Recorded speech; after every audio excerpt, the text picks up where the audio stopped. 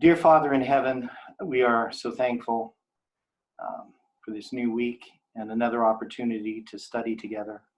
We ask for your Holy Spirit to be here as we look at the chronology of the Bible as an overview.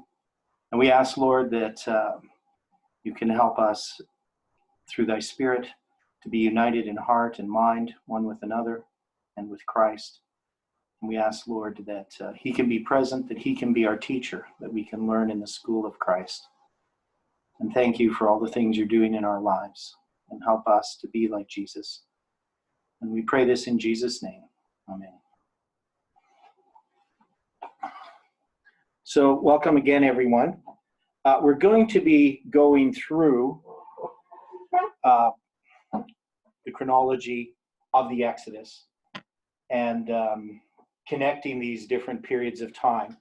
So we have to some degree addressed the connections, but I just want to do an overview of the line and where we are at the present moment. So we know we start back at creation, which is, as I have, in the fall of 4046, but the first full year would be mostly in 4045 BC. Now this would be called 1 AM, which is Anno Mundi, and that's in the first year of the world. Now, we know that we have, in Ellen White's statements that we're going to deal with, is that she says there's 2,500 years without any written revelation.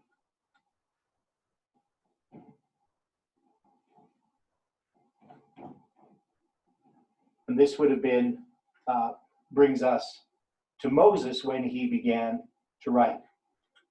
So this period of time, though, we could also connect with the 1,656 years of the antediluvian world that ends here in 1656 AM, Anno Mundi, with the flood. And if we continued on, we didn't really do this in detail, but there's 427 years to Abram coming out of Haran when he's 75 years old. And so we could then add this to this number, and you would find that you get 2000, I think it's 2083, if I remember correctly. Yeah, 2083 AM.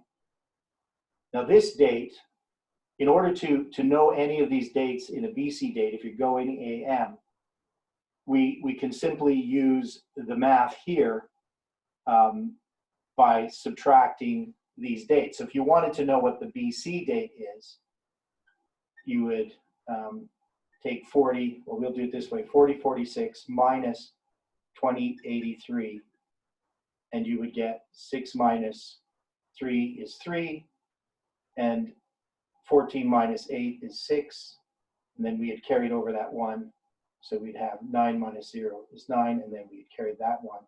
So 1963 BC is Abram leaving Haran. So this is the way that I do the calculations. It works out, it's the simplest, even though the first full year is 4045. If you're going to deal with the BC dates, the simplest is to take 4046, and then it's already sort of built in. Now part of this is because we don't have a 0 year in the AM, and this is the same problem that we have when we go from BC to AD. So if I took 4045 BC, which is the first full year, I'm subtracting, I would have ended up having to add 1. So another way to do it, which really is probably the correct way, is you'd start with 4045 BC, and you would subtract this AM date, and then you would have got 1962.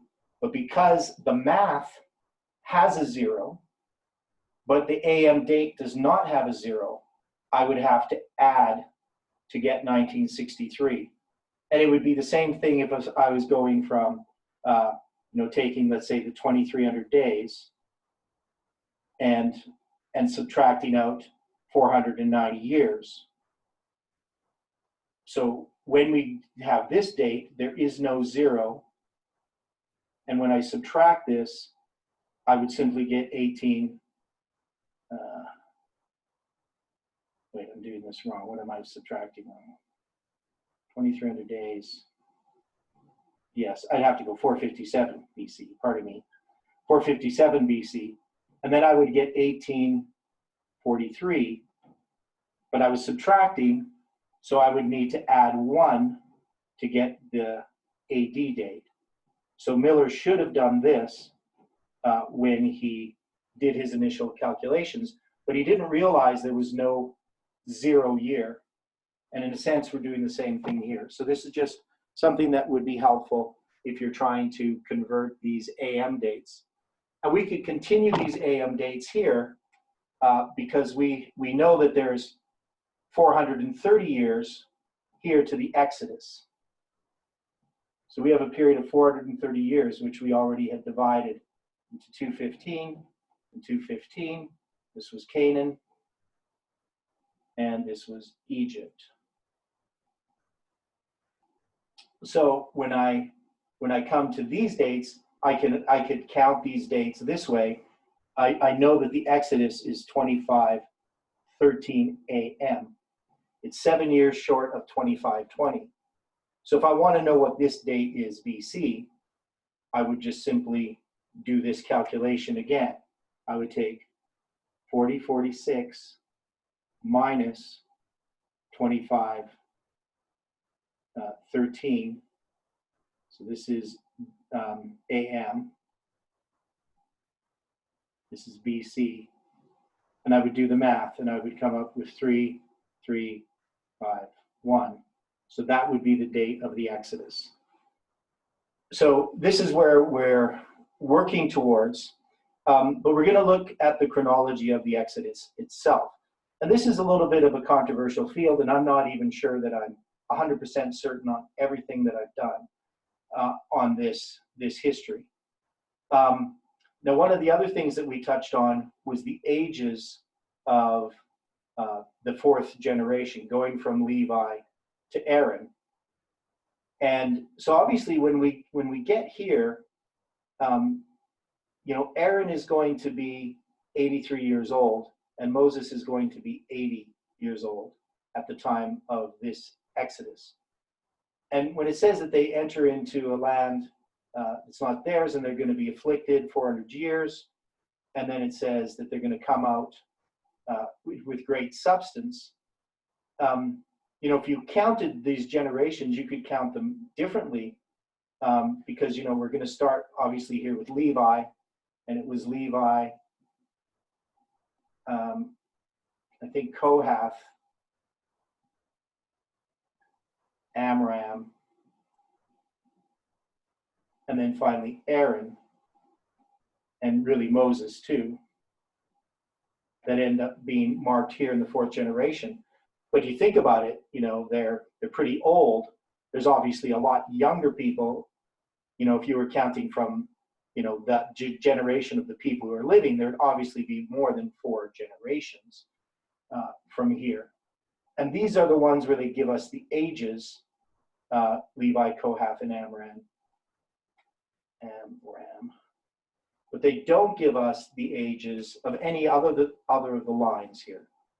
Now, we do, of course, and we do distinguish that this is the lines of Levi. Now, we do have the line of Judah, which Christ came through, and they don't give us the ages of that generation. And somebody could argue, well, the generations, that the fourth generation could refer to any of the sons of Jacob. But we believe because of the reform line that's here, because Moses and Aaron are the ones that are marked, that it's really the line of Levi that we would mark the fourth generation. And it would be that the fourth generation is still alive, not that there isn't more children, because you could probably say that there's, they're 80, there could be 2 more generations. So there could be 6, maybe 7 generations even, born at this time when they leave. But it's going to be the start of this 4th generation. And this makes a point when we start to compare this with reform lines, because we know that this is a reform line. And we also know that there's a reform line here halfway through in the story of Joseph, which we haven't really studied in detail. I would like to do that at sometime in the future, maybe, to try to understand these reform lines better. But when we had these reform lines initially, we didn't have some of the waymarks that we have. We didn't have midnight and the midnight cry. And then we started to incorporate them, but we never really got completed. Now, there are major reform lines, and this one here is what we would call the beginning of ancient Israel. And then we're going to have the end of ancient Israel. And then we're going to have, which would be in the time of Christ. And then you're going to have the beginning of modern Israel in Millerite history, and the end of modern Israel, our reform line. And these have been done by others, but lots of errors were brought in when people looked at these reform lines. One is we didn't understand the reform lines fully, but the other issue really was there was people intentionally, at least I believe intentionally, bringing errors in, or at least they weren't guided by God when they were bringing in some of these ideas. And I've followed this message since 2010, and every time we started going on the right track, something would come along and start to derail the train, so to speak. So I think that there's lots that we could study here in this history to understand these reform lines, but we just don't have the time to do it now.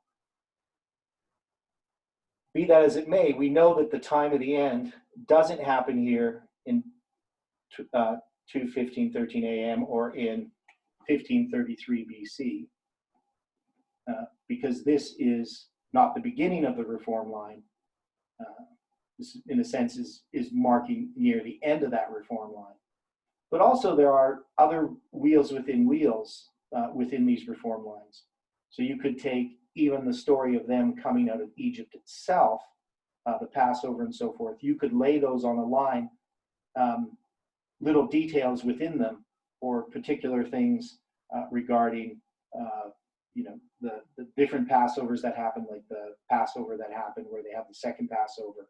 There's movements within the bigger reform lines. Again, that's another detail that we don't fully understand. But just getting back to the basic chronology, we have this reform line, and this is based upon a time of the end, 2 time prophecies. And we had another time prophecy, which was 400 years, and you could even argue that the 4th generation is a type of time prophecy.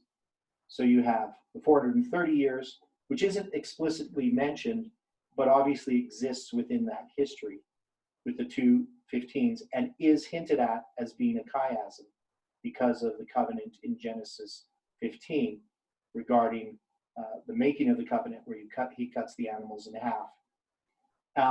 And then we would also have the 400 years of affliction, which many people think should be a start in Egypt, but it starts with the mocking of Isaac.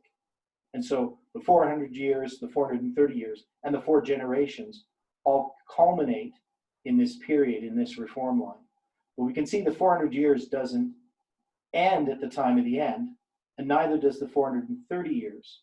So both of these prophecies actually end prior to the time of the end. But it's implied, if these are going to end here at the Exodus itself, that there is a time of the end that exists.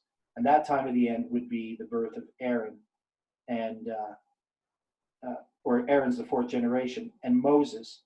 So Aaron's first, and 3 years later is Moses. Moses would be usually who we would mark. His birth would parallel Christ's. And we would see that Christ's birth is the time of the end in that sense. But we also see that there's another person in the line of Christ, and that's John the Baptist. So you could sort of lay these two down in that way. Same thing happens after the 70 years captivity, you have Cyrus and Darius in that reform line. So often you have two people at the time of the end. Not always, it depends on the reform line. I don't know if we have, two people for 1798, but we do have, because we have Miller, who's the reformer, but we do have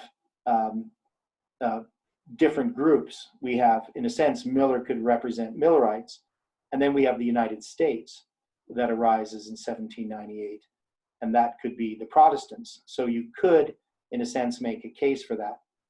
And we know in 1989, of course, we have two names, and that would be Ronald Reagan and then George Bush the first. That would mark that time of the end in 1989. So again, I'm not really getting into reform lines in detail, but I do want to note that there's these times of the end, and they're connected with the time prophecy, even if that time prophecy doesn't end exactly at what we would call the time of the end. So obviously we wouldn't mark the Exodus itself as the time of the end, though we could, in a smaller reform line, we could take that period of time that when Moses deals with Pharaoh, we could create a little reform line within there. But there still is a bigger reform line. However you look at it, you have to see that the fourth generation precedes the time of the end. So the birth of Aaron would be the fourth generation. Moses, if we're going to mark his birth as the time of the end, is 3 years later. And so there was this idea that the fourth generation and the time of the end occur at the same time. And I haven't seen that in any reform line. We tried to force it into our reform line by having 1989 as the time of the end and the start of the fourth generation. And that was corrected in 2016, where we recognized that the fourth generation arrived in 1957, and that we then had a period of darkness. So a period of darkness always precedes the time of the end. And in the story of Aaron and Moses, this would be the people are being killed or persecuted. The babies are being killed at the time when Aaron is alive and Moses is born. So before Moses is born, there's this persecution of the Israelites with the killing of the male children. So we could see that as a period of darkness. And then, of course, the reform line will address the period of darkness. So obviously the problem in the darkness here is this captivity that they're in. And then you're going to have this reform line where they come out of this captivity.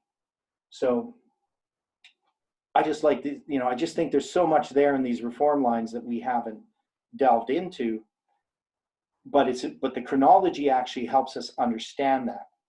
So if we have an incorrect chronology, we don't understand these periods of time and how they're connected to other things in the past, we can actually come to faulty ideas regarding the reform lines that exist. And that's why chronology is important. It's the backbone of prophecy. It gives you this structure so that you can interpret prophecy, even whether or not it's a time prophecy. You can see the connection of events in the past. So this is what we're going to look at right now, and we're going to go to our notes. So we're on chapter 4 of our notes.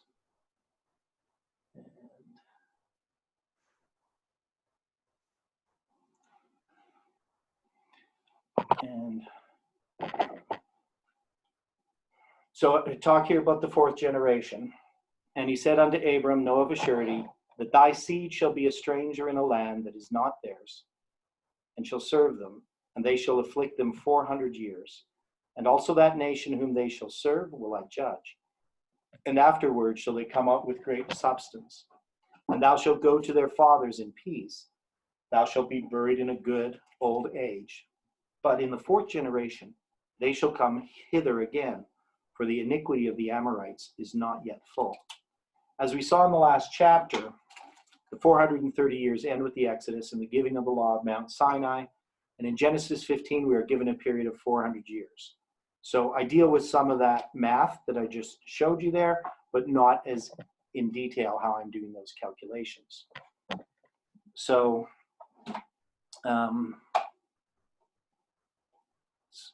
here. So I have here the dates. You can see that Jacob enters Egypt in 1748 BC, and I put the 4 generations on either side. So I have all these dates. We can mark Aaron's birth in 616 BC, and Moses' birth 3 years later in 16. His is in 1616, Aaron's, and Moses is in 1613. And you can see the AM dates there as well. Now, I do show this progressive destruction of 4 generations. So, whoops. So one of the things that I always saw was you have a period of 4 generations. They're expressed in different ways in different histories.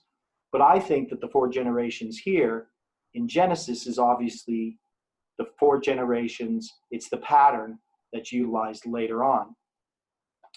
And there I have the birth of Moses. The signs are the second angel's message. The 10th plague is the 3rd. And then we have this other reform line that happens, the manna, Pentecost, and golden calf. Now, many people wouldn't really understand what I'm doing there, but basically we have a 3-1 combination. You have the reform line, and then you have another reform line, a mini reform line after it that we would call the 4th. But different people could look at this differently, and I'm looking at this as a failure of a reform line at the end. So the first generation of this new movement, they're going to have a failure. So people, could argue about that. It's not really a major point. It was just something I was thinking about at the time when I wrote this. So one of the other little details that we have is that we know when we're looking at this history, we've been starting the year in the fall. And then when we get to the Exodus, the year is going to change to the spring. Now, it being in the fall, there's some evidence that they had an idea of a fall year, but really they never counted the months prior to the Exodus. And you see this also with the Babylonians and the Assyrians. They name the months, but they're not particularly interested in giving them a number, because they don't have a starting point really for the year. They just see the months as the months that continue, and they would count different events from different points within the year. So, this idea seems kind of foreign to us because we have this sort of fixed calendar. We think of this as the new year. And in the Babylonian Assyrians, they have the first day of the first month, but they don't call it the first day of the first month. They call it Nisanu. So it's just in the spring, and they number that month, and they have a festival in the spring. Later on, they maybe do start, you're referring to months by number names, but you really don't see it happening in any of the records that I've read. They always refer to the months by name, not by number. And then, of course, in the fall, around the autumn equinox, they have their Akitu festival, just like they have in the spring. And that Akitu festival is a fall festival connected with the equinox. So they have these equinox-connected month in the spring and an equinox-connected month in the fall, just like the Jews do. So there's some similarities there, of course, worshiping completely different gods.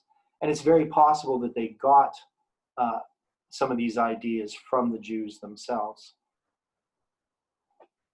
Now, so when you look at the year of the Exodus here, you can see I've made this longer year.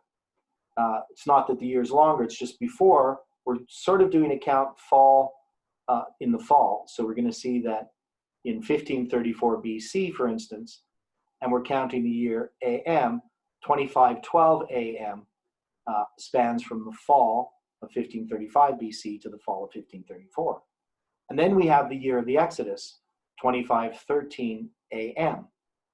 Well, we're going to see that 1533 BC is going to be straddled by this year 2513 AM. But we're just looking at that this year began in the spring. And so there's this transition that happens in how we think about the relationship between that year and ours. So it's not like there was a longer year. It's just that the story of the Exodus begins actually in the spring of 2313 AM. But then when we start to count, it seems that we often end up with counting in the spring again. So it could be confusing to people, but the calendar hasn't changed in how the months work, but it just changes in how they look at the beginning or the start of the year. So in understanding that, we have the civil and the religious year. And so the civil and religious year, we've talked about a bit, but in the month Abib shall be unto you the beginning, Rosh, or head of months. It shall be the first month of the year to you. So I want to deal with this idea of how they count the years, because it's going to be an important point later on. And we're now introduced, even though in the story of the flood we had the months being numbered, they seem to have been numbered based upon the relationship to Noah's 600th year and his 601st year. They weren't numbered in relationship to this calendar that we see here in the Exodus. Now, if you think about it, Ellen White, when she gives about 2,500 years to the first writing of Revelation, of written Revelation, which Moses did, he would have begun writing at the time he was a shepherd. So the book of Genesis, which has the flood story, was given to him, through tradition, and he wrote it down. But he did not, at that time, have an understanding of how the year was counted from the spring, because they didn't count it from the spring until this point. So in Exodus 12, verse 2, when they say, "This month shall be unto you the beginning of months," this is the first time that the year is begun in the spring. Now, we have this word Rosh. Now, some of you may be familiar with the term Rosh Hashanah. Rosh means head. Hashanah means the year. And the head of the year, or Rosh Hashanah, is the 7th month, which is in the fall. And when you see the word Rosh here in connection with the beginning of the year, people are thinking, well, this is the head of the year. But it doesn't say that. It says it's going to be the beginning of months. So the year does not begin in the spring, even though the month count starts in the spring. The year returns in the spring. And we can see that there's a different language, and we'll deal with this. But when you talk about the year in the spring, they use the word shuv, and shuv means return. But when they talk about the year in the fall, and later on in the scriptures, they're going to use the word Rosh. So the idea, I'm going to go to the whiteboard here. So the idea is that the way they think of the year is quite different than we do, because we think of time much more linear than the Israelites did. That is, we have a year that goes in a straight line like this. They have a year that goes like this. So in the spring, if you're going to call this month number one happens in the spring, and you would have all your months going around like this. 1, 2, 3, I guess I can write the numbers this way. 1, 2, 3, 4, 5, 6, 7, 8, 9, 10, 11, 12. And some years they would have 13 months. And so you return in the spring because they think of time as a circle. And the question is, why do they think of time as a circle? Well, their clock, both their hourly clock and their yearly clock, is the sky. And they see things moving in a circle in the sky. So this idea of having a time as a straight line, I mean, this concept exists, but really when it comes to the year, they think of it as a circle. And so this idea of wheels within wheels that you see in Ezekiel having to do with this complex vision of all these wheels within wheels, which are really prophetic time, if you want to just simplify it that way, it's based upon the sky, but the sky is a circle. And so time moves and it returns every year. But you could also think of this line, because if you thought of this as time goes on, you could see this wheel can rotate and move through time. So as it goes through each of these years, if I could somehow get this to move, but it would rotate, and then you would find a year later that this point here is going to come to there again. And so this would mark that year. But it's based upon this circle. So this is the return of the year. And this is up here, the start of the 7th month. I could have drawn it better. But you get the 7th month at the top is the head, or the top. And so this is how they would think of a year. A year is a circle. This is where it returns. But when I get up here, when this turns over here, this is the head of the year. Not this. This is the head or beginning of months. This is the head of the year in the 7th month. So I hope that illustration helps people a little bit in understanding how the Hebrews look at time. They have different ways they look at time based on different circumstances.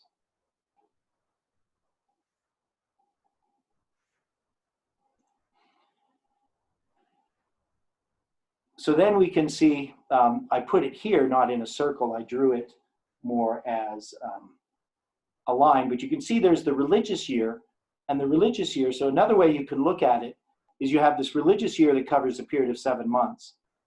But the civil year also covers a period of 7 months. Now, that 7 months, I could have drawn this differently, but the 7th month, the end of it is the end of the religious year, so to speak, or at least partly in it. And the civil year begins at the beginning of the 7th month, at Rosh Hashanah, the head of the year. So the months are 7 to 12, can either be 30 or 29 days. Every second or third year, a 13th month was added. But the first part of the year, the months are going to alternate 30-29, 30-29, 30-29, invariably, so that when you go from the beginning of the first day of the first month to the 10th day of the 7th month, the end of it when you have the Day of Atonement, the end of that period of time is 187 days. You don't, and at least initially, they had no feasts or celebrations or commemorations from the 8th, 9th, 10th, all the way through until they got to the first day of the first month again. Now, of course, later they added Purim and other celebrations like Hanukkah. Those were added later, so their religious year all existed from the first month to the 7th month. And you can see they overlay each other. So actually the first month would, in a sense, be the end of the civil year, but it would be the end of the first month. So you would have 7 months overlap. So the 1st and the 7th and the 12th and the 1st would overlap. So you can see we have a cycle of weeks, a cycle of months that's based on 7, and a cycle of years that's based on 7.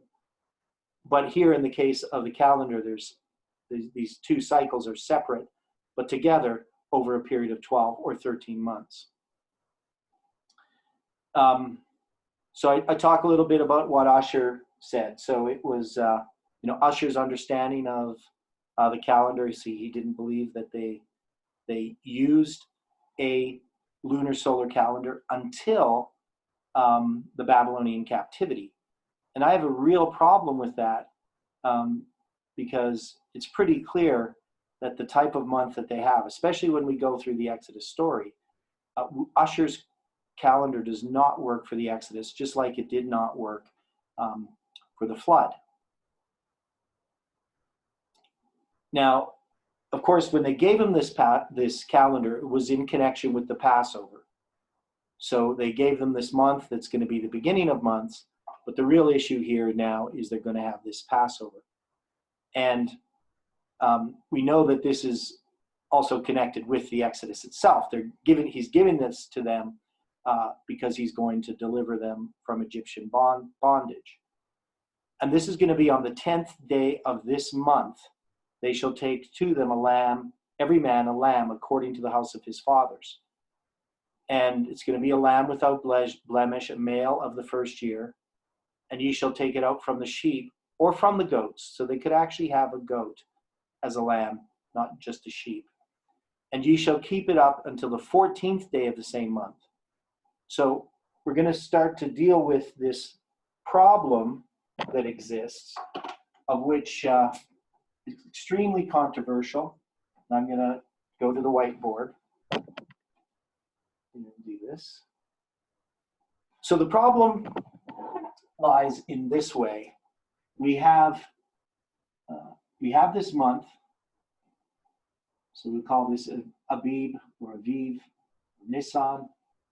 And so this month is going to start, and they're going to go to the 10th day of the month. So I probably should mark each of these days, but I won't. I'll just say this is the 10th. Maybe I'll do it this way. This is the 10th day of the month. This is the first day of the month here. And then you're going to have these periods of time, the 11th day, the 12th day, the 13th day, 14th day, and the 15th day. And there are two different views. There's actually more than two. There's a multitude of different views and interpretations of this. But the two most common is that they're going to take this lamb on the 10th day of the month, and then on the 14th day of the month, they're going to slay the lamb. Now, the question is, when do they slay the lamb? Now, if you're going to look at this in the way that I used to look at it initially, because this is the way that a lot of people did it, is you're on the 14th day of the month, and then at even, you're going to slay this lamb. Now, we're going to have these lines represent midnights, right? So that's kind of our calendar here. So even is going to come here sometimes, 6 o'clock in the afternoon, maybe 3 o'clock in the afternoon. There's different views on it. But they would have the lamb slain here. And then all the events of the Exodus, I'm going to draw this bigger. I'm going to draw this here. 13, 14, 15. So maybe I'll do this even a little bit differently. We'll say this is sunset. So that's going to be your sunset. Yeah. Yeah. Sunset over here, sunset over here. And so the way that people would look at it is you're going to have this sunset, and the first part of your day, this is going to be the dark part of the day, which is the night, is going to come first.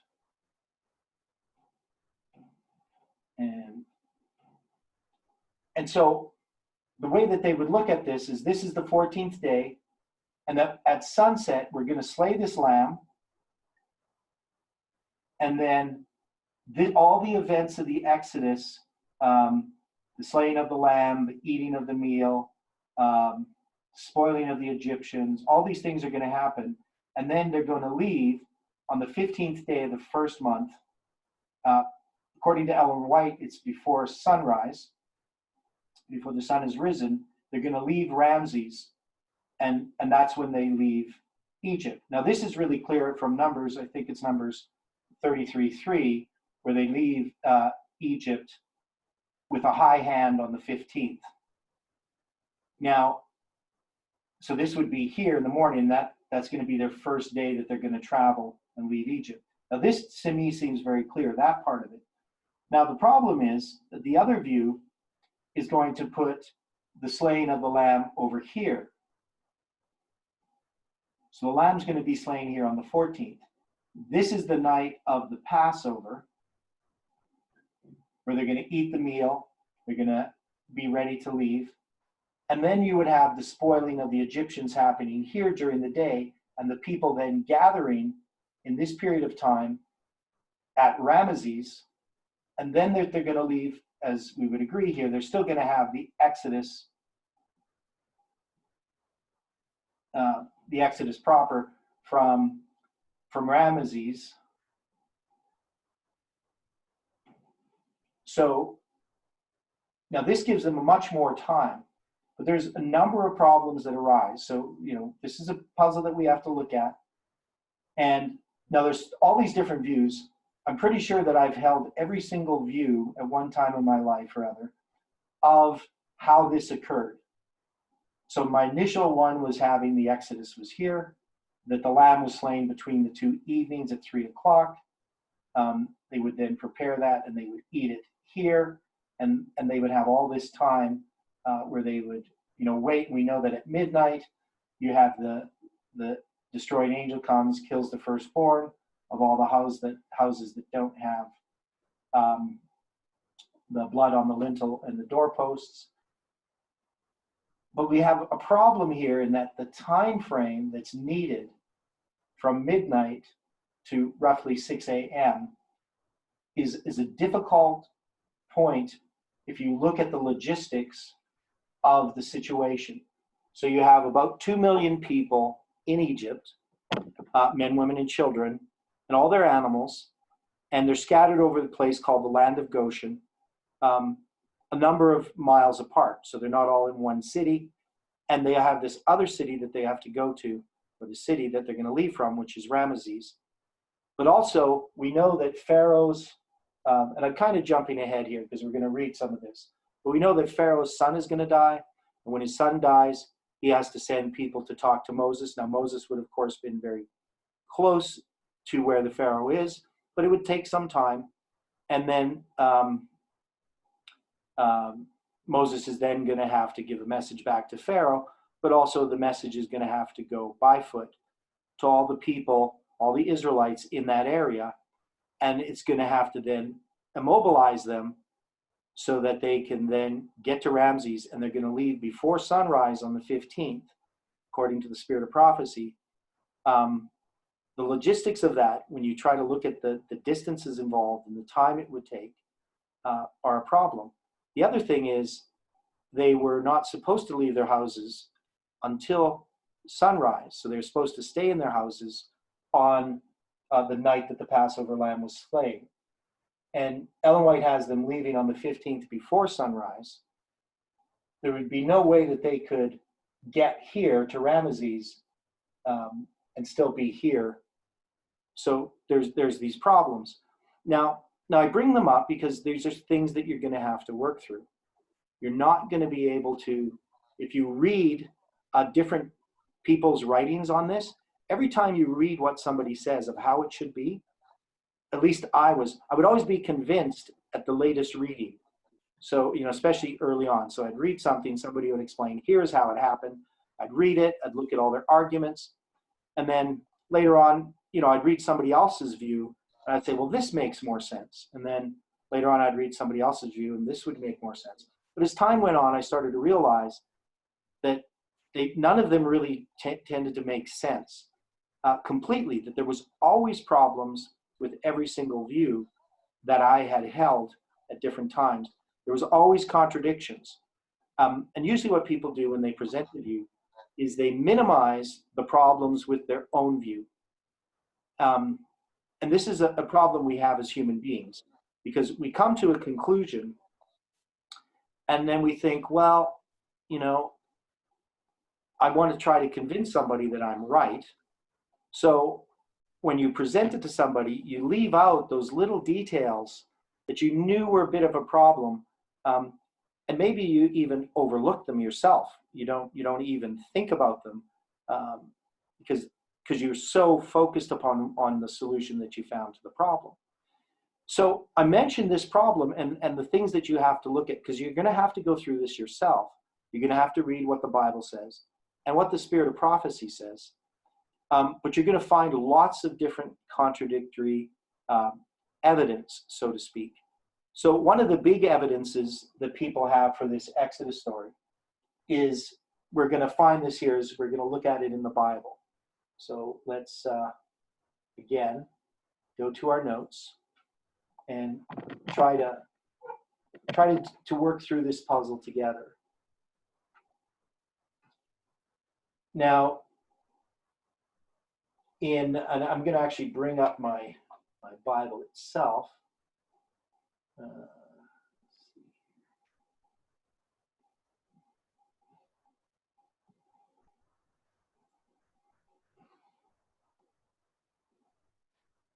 I'm going to need this.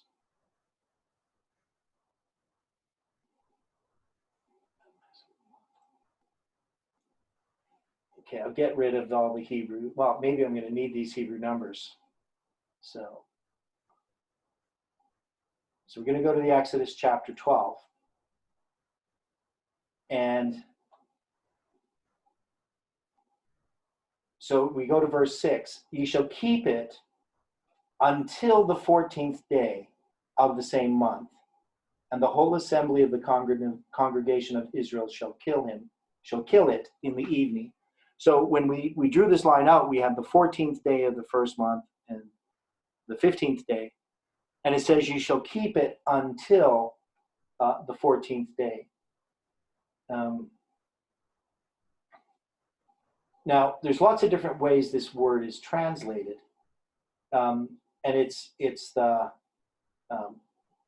word ad, which doesn't really help us because we don't, speak Hebrew. But it's, I'm going to have to bring up this dictionary. So there it is. Brown's Driver Greeks. And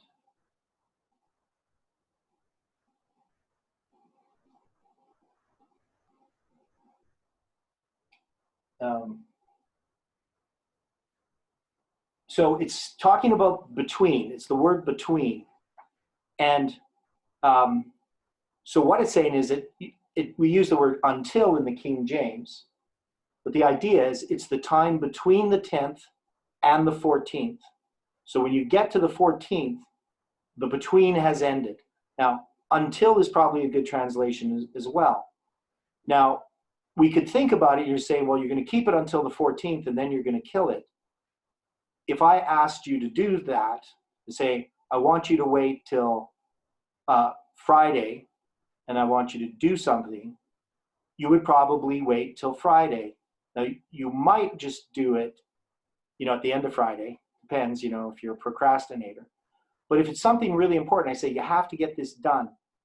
When you get to Friday, accomplish this task. You would, as soon as it's Friday, you would accomplish that task. You wouldn't wait until way later in the day. So the idea, I think, here is that it begins at the 14th of Nisan that the lamb is slain. So people would take it because the Jews, present-day Jews, they kill the Passover lamb at 3 o'clock in the afternoon on the 14th. So they don't kill it.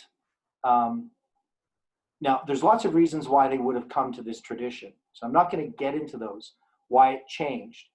But there's reasons why that they would have changed it. And then when you look at their writings, which are much later after the time of Christ, they argue that this is this day that they're going to do this, the evening. So I got to see where we have the word evening. So keep it until the 14th day, the same month, the whole assembly. And I don't see the word here.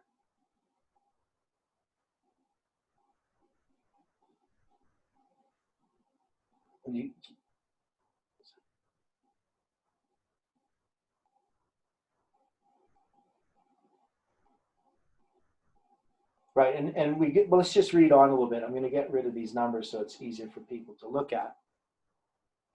So let's just read this. And they shall take the blood and strike it on the 2 side posts and on the upper doorpost of the houses wherein they shall eat it. And they shall eat the flesh in that night, roast with fire and unleavened bread, and with bitter herbs shall they eat it. And it says in verse 10, and ye shall let nothing of it remain until the morning. So they're going to roast it eat not of it raw, so they're not going to eat it raw. They can't sodden it all with water, but they have to roast it with fire, so they're not going to boil it. His heads, his legs, with all the pertinence thereof. And ye shall let nothing of it remain until the morning. And that which remaineth of it until the morning ye shall burn with fire. And thus shall ye eat it with your loins girded, and your shoes on your feet, and your staff in your hand. And ye shall eat it in haste. It is the Lord's Passover. And I will pass through the land of Egypt this night, and smite all the firstborn of the land of Egypt, both man and beast, and against all the gods of Egypt I will execute judgment. I am the Lord. So here we don't have specifically the time given. We're not saying it's going to be slain at evening or even or anything. It just says you shall keep it unto the 14th day. Oh, and here it is. Yes, there's the word. And the whole congregation shall kill it in the evening. That's the place I'm looking for. So we're going to look at this in Hebrew.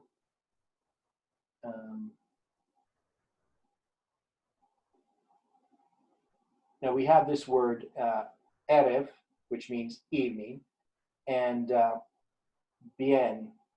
So this word means between, and evening is in plural.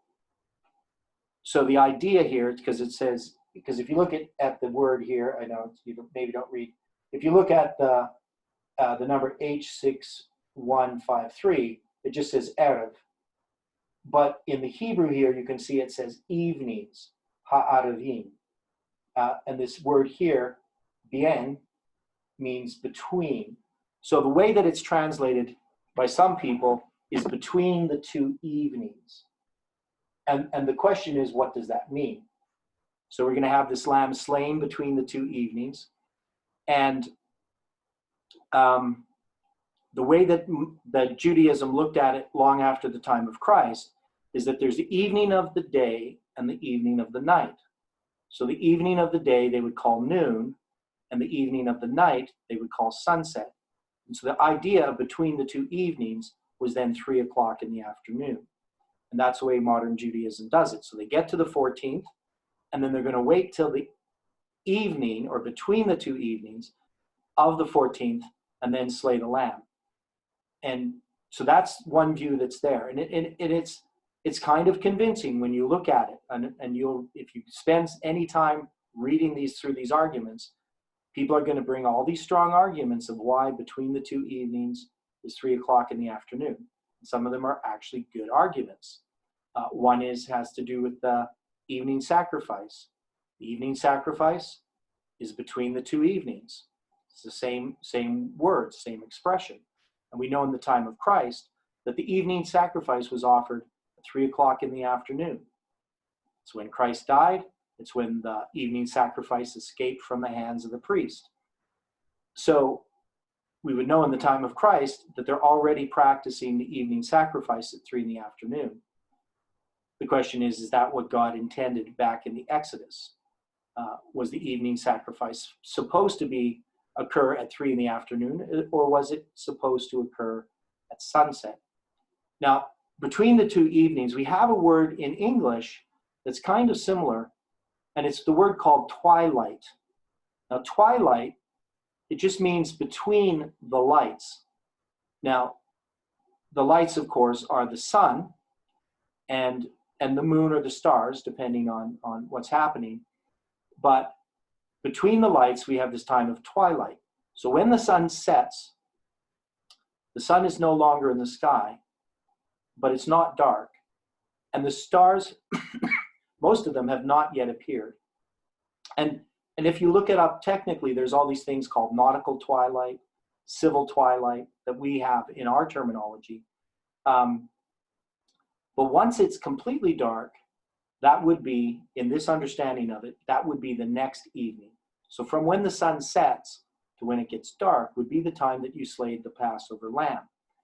And if you look at it this way, Jesus and his disciples, they kept the Passover in 31 AD. So I'm going to draw this here, and we'll try to understand this a little bit more. So we have the Exodus timeline.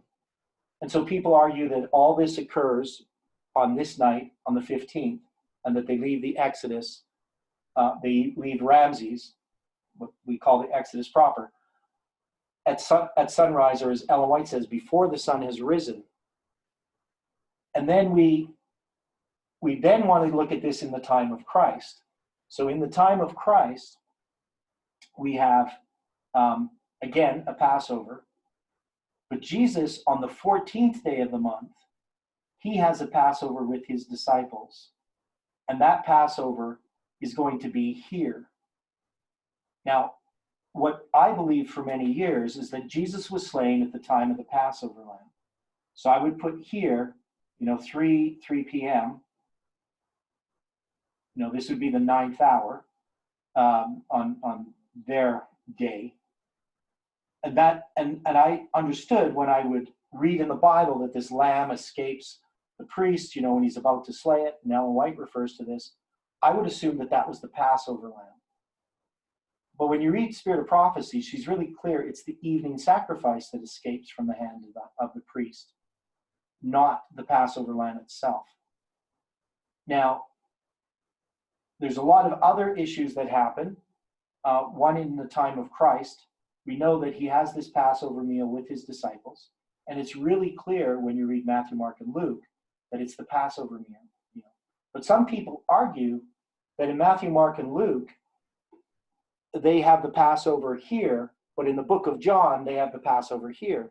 And of course, if you take that type of argument, you would have to argue that the Bible writers are incorrect. So either John's incorrect or Matthew, Mark, and Luke are incorrect. So now one of the reasons they take this is John deals with a lot of this detail of what happened here before Jesus was crucified. So I'll just put the cross here. So Jesus is crucified over here, but he has this Passover meal with his disciples. So people make arguments like, well, he's just having Passover the day early. Some people will argue that there's a conflict about when the Passover is supposed to be kept, that there's different views, and so he uses one view here, but there's actually another view here, and this is really the correct one. But Jesus has this, he takes advantage of this and has the Passover over here. So I hope people are following this problem, because we know that this in our calendar, this would be Friday, and this would be Sabbath. And we know Jesus was crucified on a Friday, and he was resurrected on a Sunday morning. So if you're going to look at the amount of time here, you're going to have the 16th over here, and Jesus is going to be resurrected here. So that's your resurrection. And he's going to be put in the tomb here. And he says, as Jonah was in the belly of the whales 3 days and 3 nights, so shall the Son of Man also be 3 days and 3 nights in the heart of the earth. So people will look at this and they will say, well, this is a night, and that's a day. This is a night, that's a day. And this is a night, and that's a day. So Jesus has to be crucified, not just even on this. They're going to put him crucified over here on Wednesday. So when I first started studying this, I actually used to believe the Wednesday crucifixion. I'd followed Herbert W. Armstrong, the Worldwide Church of God. They believe in a Wednesday crucifixion. And so when I read their material, because I was very young, I was in my teens still, and I would say, okay, well, this makes sense. So I started reading. I was 19, I believe, at the time when I read their arguments. So I accepted a Wednesday crucifixion. But again, there was some problems with it. One is, it's clear that Jesus is being resurrected on a Sunday in the morning, and that this is more than 3 days and 3 nights. If you're going to have him crucified, because this would be Sunday, this would be Sabbath, this would be, Friday, this would be Thursday, and then you would need this day over here, the 12th day. Now, of course, they're going to change these dates. So they're not going to have this being the 16th. And, they're going to have this being the 14th. So he's resurrected. He's not resurrected on the wave sheaf offering. There's all kinds of problems that exist. But back then I didn't know enough to know whether, it made sense. I just bought the argument, the 3 days and the 3 nights. But as I looked at it, I realized if he was crucified here, you could say, well, this is a night one, that'd be the second night, that'd be the third night. But this would be the fourth night. There would be 3 days and 4 nights that he was in the tomb. Now, of course, then what they would have him do is they would have him resurrected. Instead of in the morning, they'd have him resurrected at sunset. And so he's hanging around for, the whole night before he actually runs into the disciples and Mary and the women. So that idea I had problems with.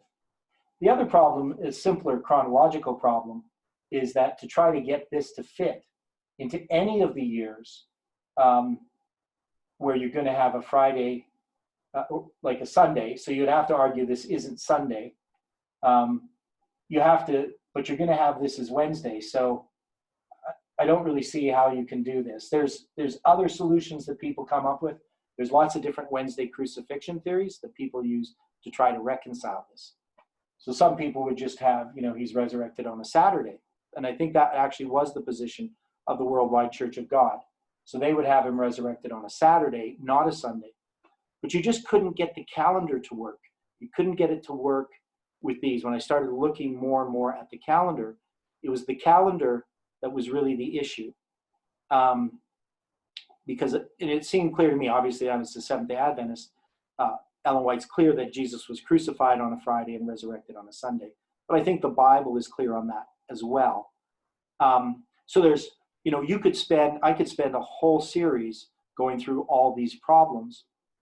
The thing is, I bring them up because I think that, you will run into different views, not just on this issue, but on all kinds of issues, especially when it comes to the Exodus.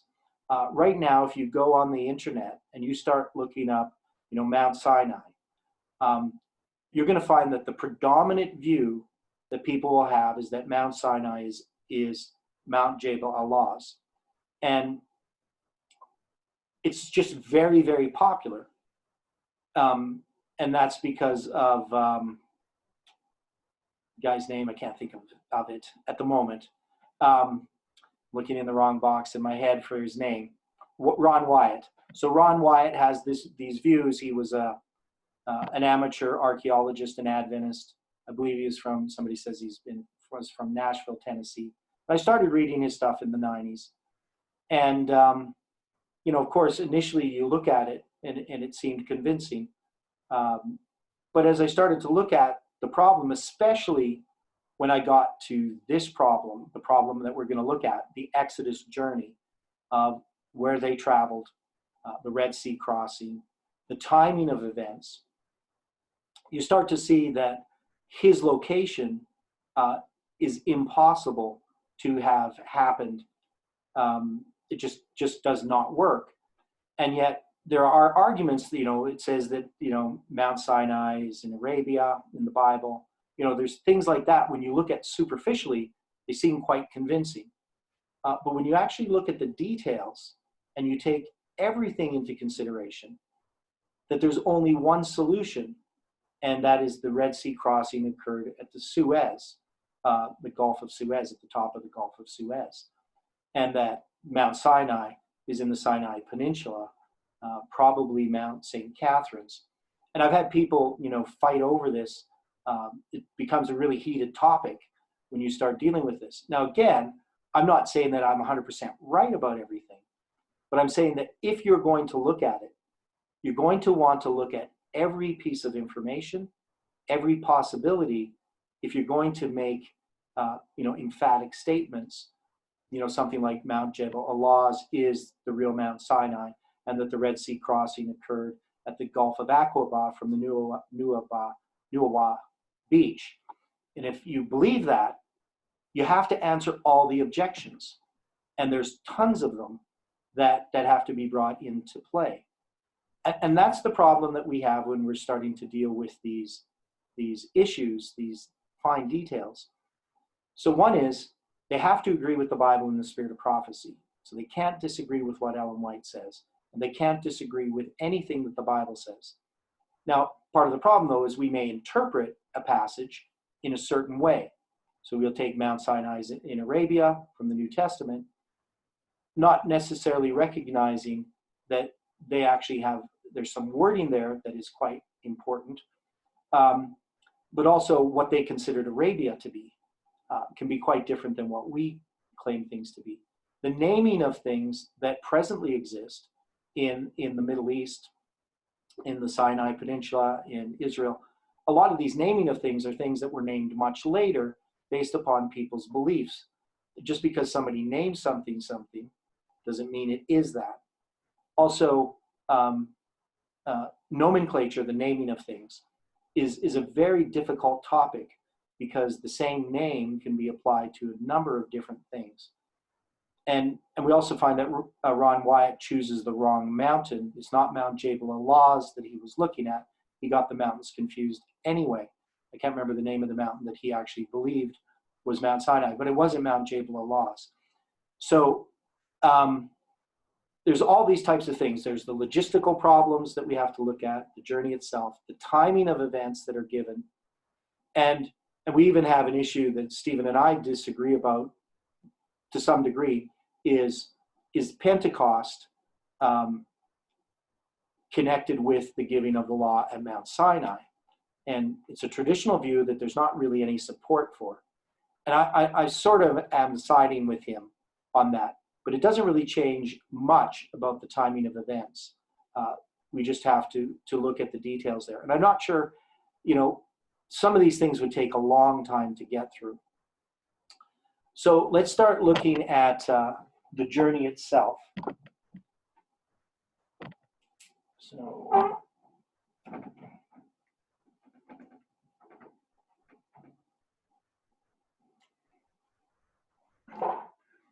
now we'll look at some of these verses. First, let's go to Numbers, chapter 33. And so Numbers chapter 33 gives us an overview of these the journeys that they make once they leave Egypt. And that's not the right thing. That's Ode to Joy. Okay.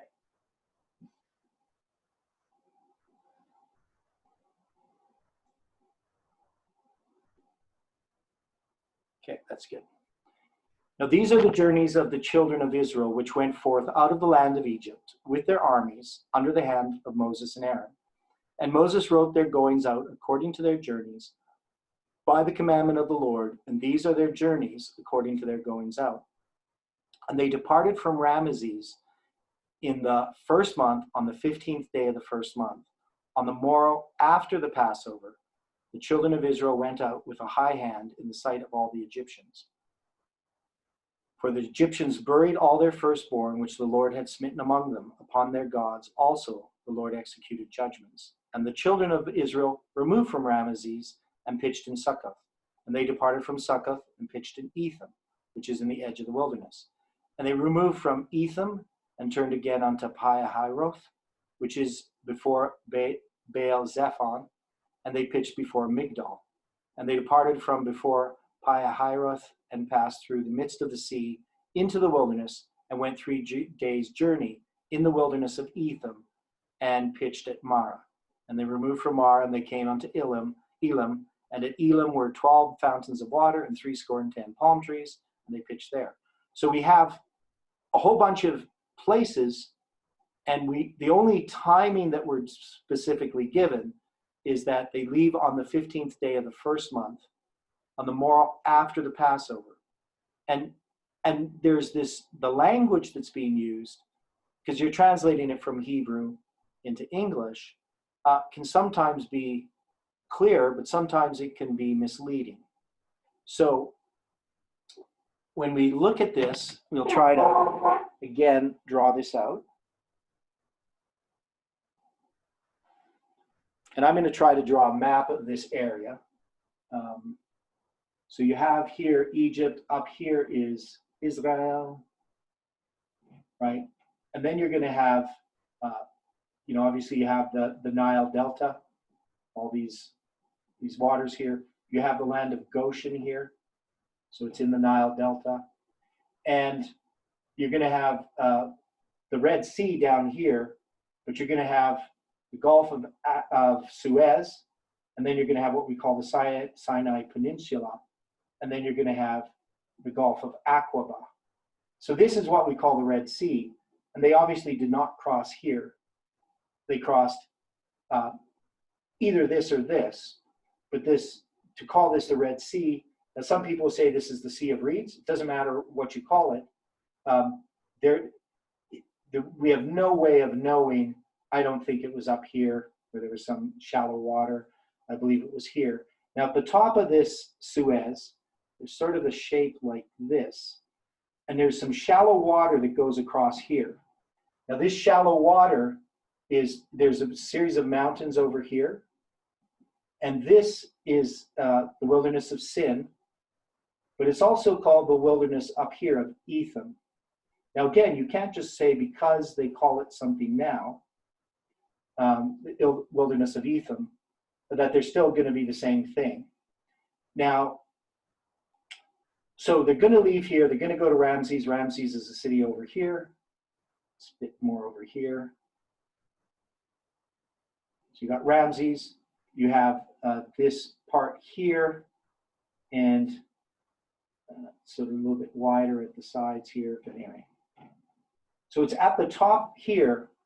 Now they're going to come here. The distances that are involved and how fast they can travel are something that is important to take into consideration.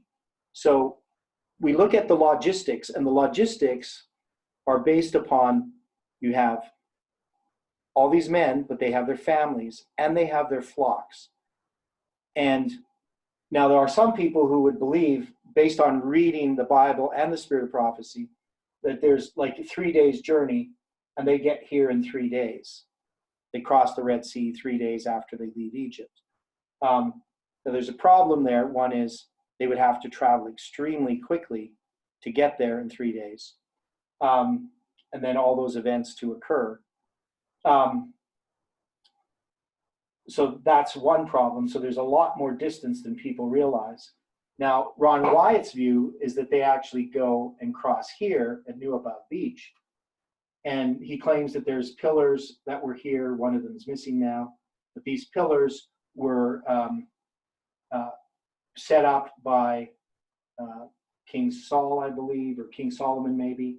But these pillars, the one that they still have there, it's much, much later. It's from the Roman period. It's not from that period at all. And it doesn't appear to have any Hebrew writing on it that he claimed it had. But there's this beach front here. Now this is a mountainous area. And there's very narrow valleys between here. The only valley that comes out onto Nuabad Beach is this very narrow wadi. So a wadi is just, when it rains, water goes through these valleys, but they're mostly dry. And it's not much wider. Well, you probably could get maybe 10 men abreast through this door. So imagine if you have 2 million people and you have to get them through a big garage door, 10 men apiece, 10 men wide, and you want them to get through that door. How long do you think it would take to get 2 million people through a door where they can only go 10 abreast? Now, even if you have them running, it would take a long period of time to get 2 million people. But you also have the flocks. They're not going to be running. They're going to be walking.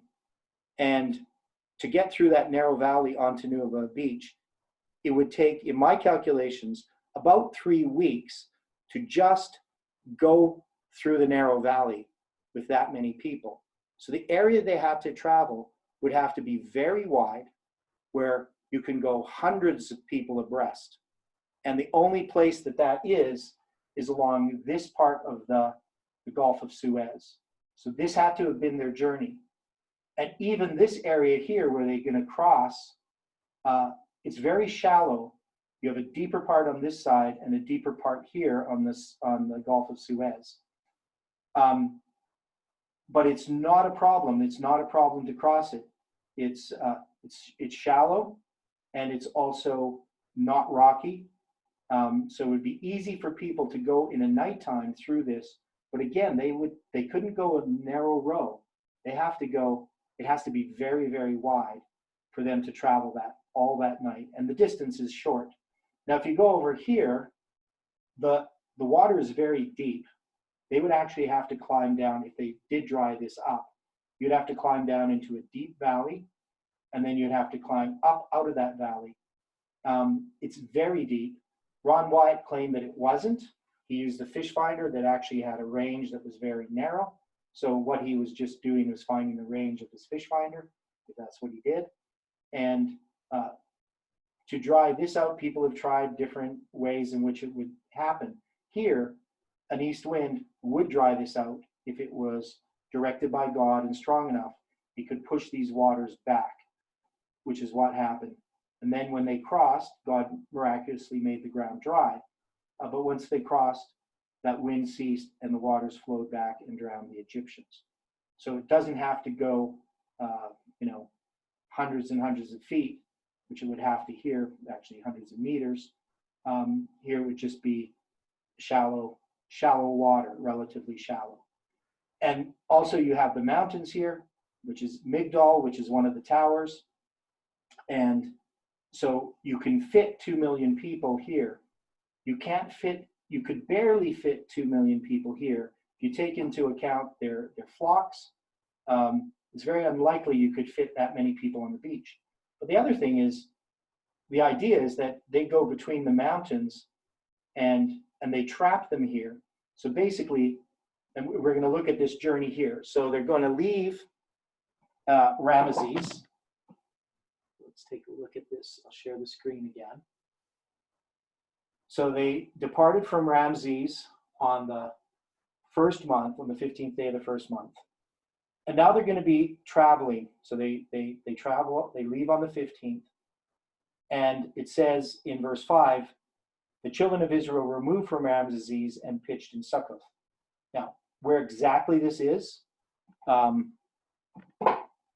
we have names of things now, but just because we have the name of something now doesn't mean that it's how it was named in the past.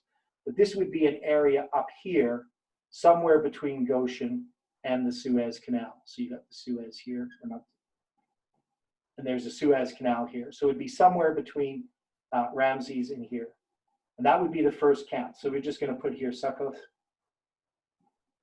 And then it says, and they pitched in Etham, which is on the edge of the wilderness. So in looking at this idea here, pitching in Etham on the edge of the wilderness, we're going to see something that happens. So they pitched in Etham, which is on the edge of the wilderness, verse 6, and they removed from Etham and turned again to Pi Hahiroth, which is before Baal Zephon, and they pitched before Migdol. And then we're going to see that they're going to cross the Red Sea, and then they're going to be back in the wilderness of Etham, and then they're going to pitch in Marah, and it's going to go on and show the different places where they stopped on their journey to the Red Sea. So this is the wilderness of Etham. So the next place that they're going to go is they're going to go from here, and they're going to continue, and they're going to go to the wilderness of Etham. And they're going to camp here. So they camp here and they camp here. And my view is that they're actually traveling day and night for the first part of their journey. So when they get to the wilderness of Etham, they've been traveling for a long period of time. It's not just like that's the first night, that's the second night, and then this is the third night, which is how people interpret it. And they actually stay at places for a period of time once they get here and even later on. So they get to the wilderness of Etham, but then it says they're going to backtrack. So now they're going to go back this way. And here's where they're going to camp. They're going to camp in this area. So Migdol is up here. It's the tower. That's what Migdol means. Migdol.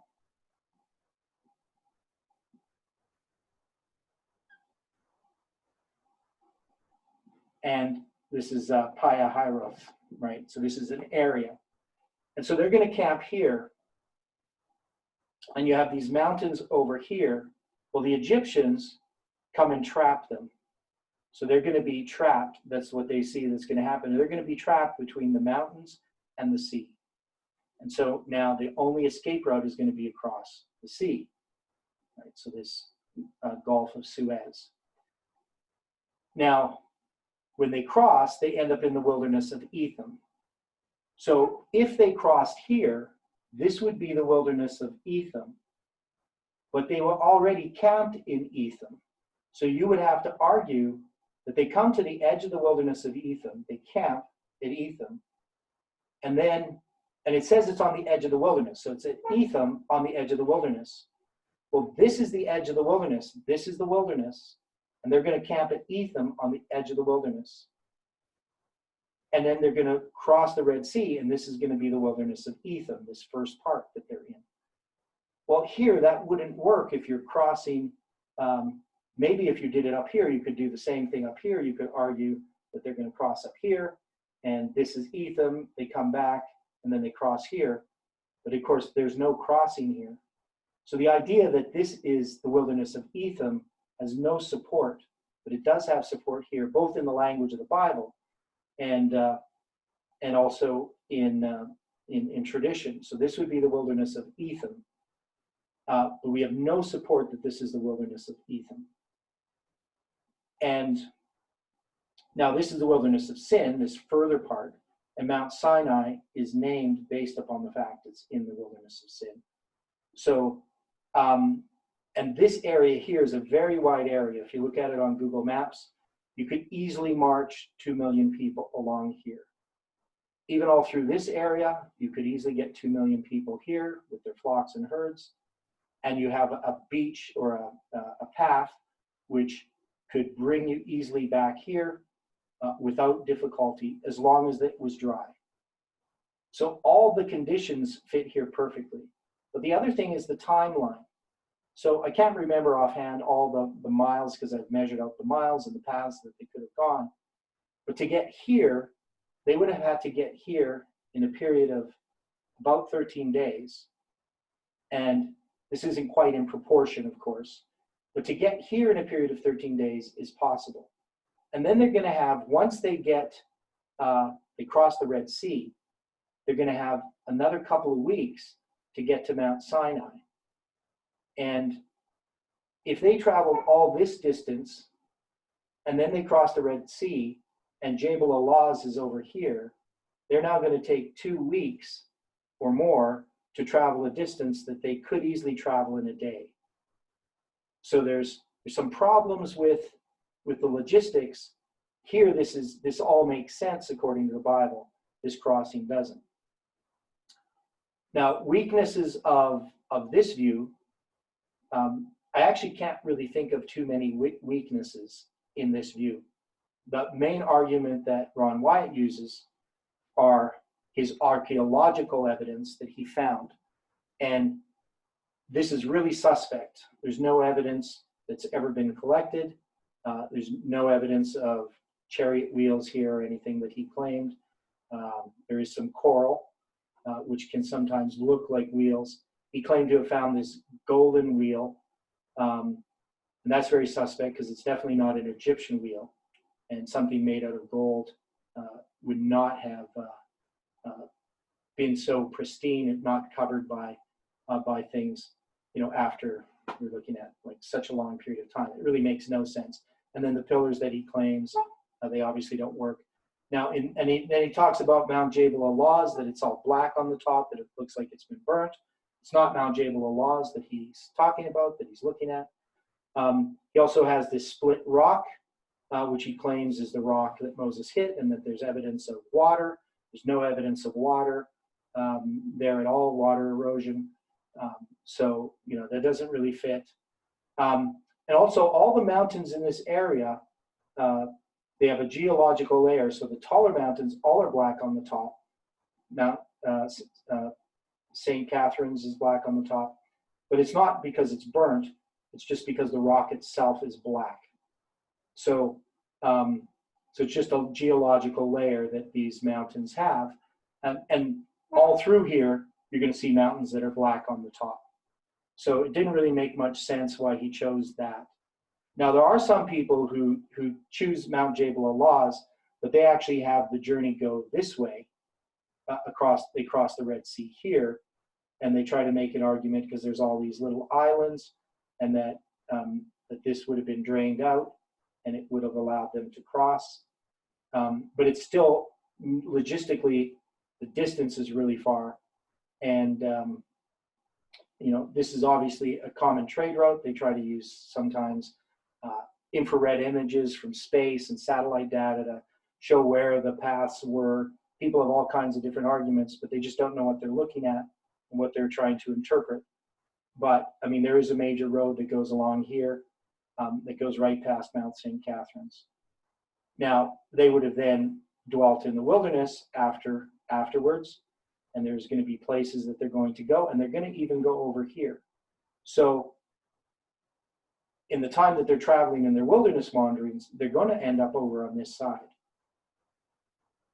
So, we're going to try to look at that a little bit more in detail. But this is the view that I take. Would I, fight to the death over this? Probably not.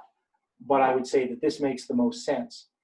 The point that I really try to focus on here is, in studying any of this, is the methodology that we're using.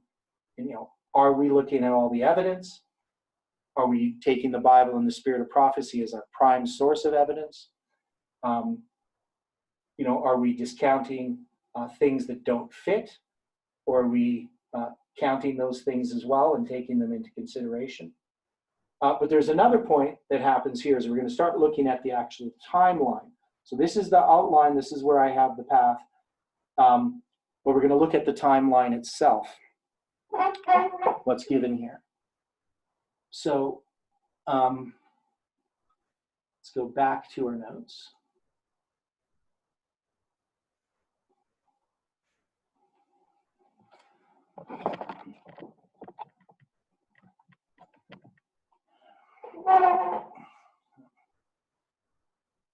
So we dealt with the Passover to some degree. We're going to come back to this, some of the timing of this. Now, I deal here a little bit with the timing of the crucifixion. So some of the things I talked about between the two evenings, what that means, how different people interpret it. So I say here near the bottom of this paragraph, that night, the night of the 14th, the death angels slew the firstborn of the Egyptians. Later that day, they spoiled the Egyptians and gathered at Ramesses. It was the morning of the 15th that they left Egypt with a high hand. So,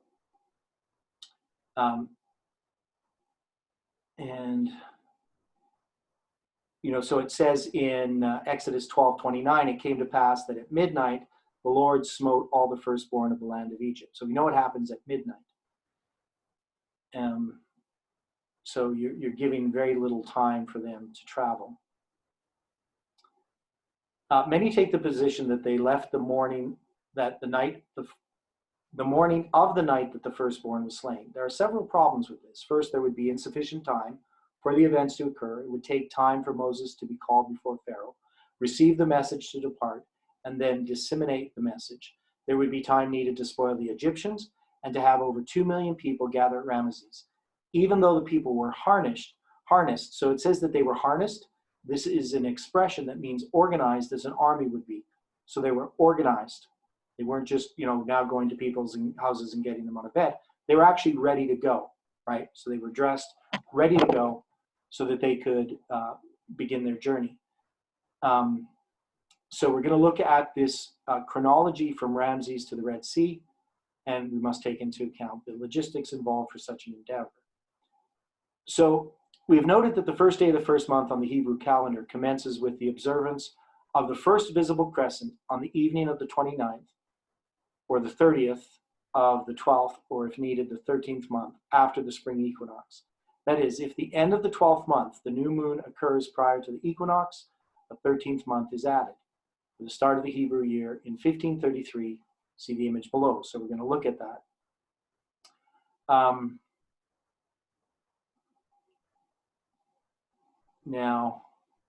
just seeing whether I need to read all this. Yeah, I'll read this part too. It says, since the first day of the first month was a Thursday, the 15th day of the month, the day in which the Israelites left Egypt, was also a Thursday. The chart below marks out, as best we can discern, the travels from Ramesses to Mount Sinai. Some of this is conjecture, based upon reasonable considerations of the facts. We cannot prove all of the conclusions. We have taken into account all of the inspired statements, but are open to correction. For instance, Ellen White gives us some additional information that helps us place the events of 1533 BC. First, she plainly tells us that concerning the 6 days of tarrying in Exodus 24, verse 12 to 18, where the glory of the Lord rests upon the mountain for 6 days, that these 6 days are not included in the 40 days that Moses was in the mount. So this is something that Ellen White says that people often overlook. She then clearly states that the first day of the 40 days was the Sabbath. So she's also going to tell us which one of the days is a Sabbath, knowing that the days of the week help us to place this in 1533. And many other dates the people have chosen for the Exodus cannot work with the first day of the 40 being the Sabbath. So we actually have a couple of Sabbaths, one from the Spirit of Prophecy and one from the Bible that we can place that can actually help us align this. So this is the calendar the way I did it in 2016, and it definitely is open to revision. But the first part of it, if you look at it, so we just have the first month there, Nisan. Now the first day of the first month would be April 12th. And it's interesting when you look through it and you get to the 15th day, it's the 26th of April, which is the 26th day of April, which is the 4th month. So it's the 26th day of the 4th month aligns with the 15th day of the first month in 1533 BC. We also know from other classes that I'm teaching is that Ezra left Babylon on the 26th day of April, which was the first day of the first month that year in 457. So the 26th day of the 4th month on the Julian calendar becomes the date that they both left Egypt and Babylon. So that's an interesting fact. Now we can see here I have these days numbered. And what I'm counting is I'm counting to Pentecost based upon the idea that the wave sheaf offering is the 16th and that Pentecost would be the 6th day of the 3rd month. So you can see if you look at the 2nd month is here, the 3rd month is below the 1st month. And I have marked the 6th day of Sivan, the 15th day of July, but it's the 6th day of the 3rd month, and that's Pentecost. And so I get the giving of the law there at Pentecost. Now, Stephen has argued that, we could actually start on a different day. I think we'd have to work that out. The thing that we would need is we would also need to have these 6 days that are listed here that are counted in the light green. These days would then have to be taken in consideration, and that the Sabbath would have to fall where Ellen White says it does in relationship to the 40 days. So here I have Pentecost, and then I have a Sabbath. Then I have the 6 days that he's up in the mount starting on the first day of the week. And when he gets to the Sabbath, he now begins the period where he separates from the others, and he now is going to be on the mountain alone for 40 days and 40 nights. And then that's going to end. Now he's going to have another day of 40 days and 40 nights as well when he receives the law the second time. So you can see these are some of the issues. The other one is that we have a Sabbath that's on the 15th day of the second month. Now that Sabbath, we're going to just move ahead here. See if I have it. Here I have some of the stuff dealing with the crossing of the Red Sea and so forth. So I have this chronology of the Exodus. There's some typos in it still. need to correct. But you can see they leave on April 26th, it says there. And we're going to have the crossing of the Red Sea. We'll go there. We'll go back to that. But it's in Exodus 16, verse 27. And it talks about, in Exodus 16, all the way through, on the second month, the 15th day of the month, it is a Sabbath in 1533 BC. And they have the Sabbath, and then they go for 7 days, or 6 days technically, collecting the manna. And then in Exodus 16:27, the second month, it would be the 22nd day. People go out on that Sabbath, and they try to collect manna. And when they do so, of course, that's in disobedience to God, and they're killed. So, so we can see we have these Sabbaths.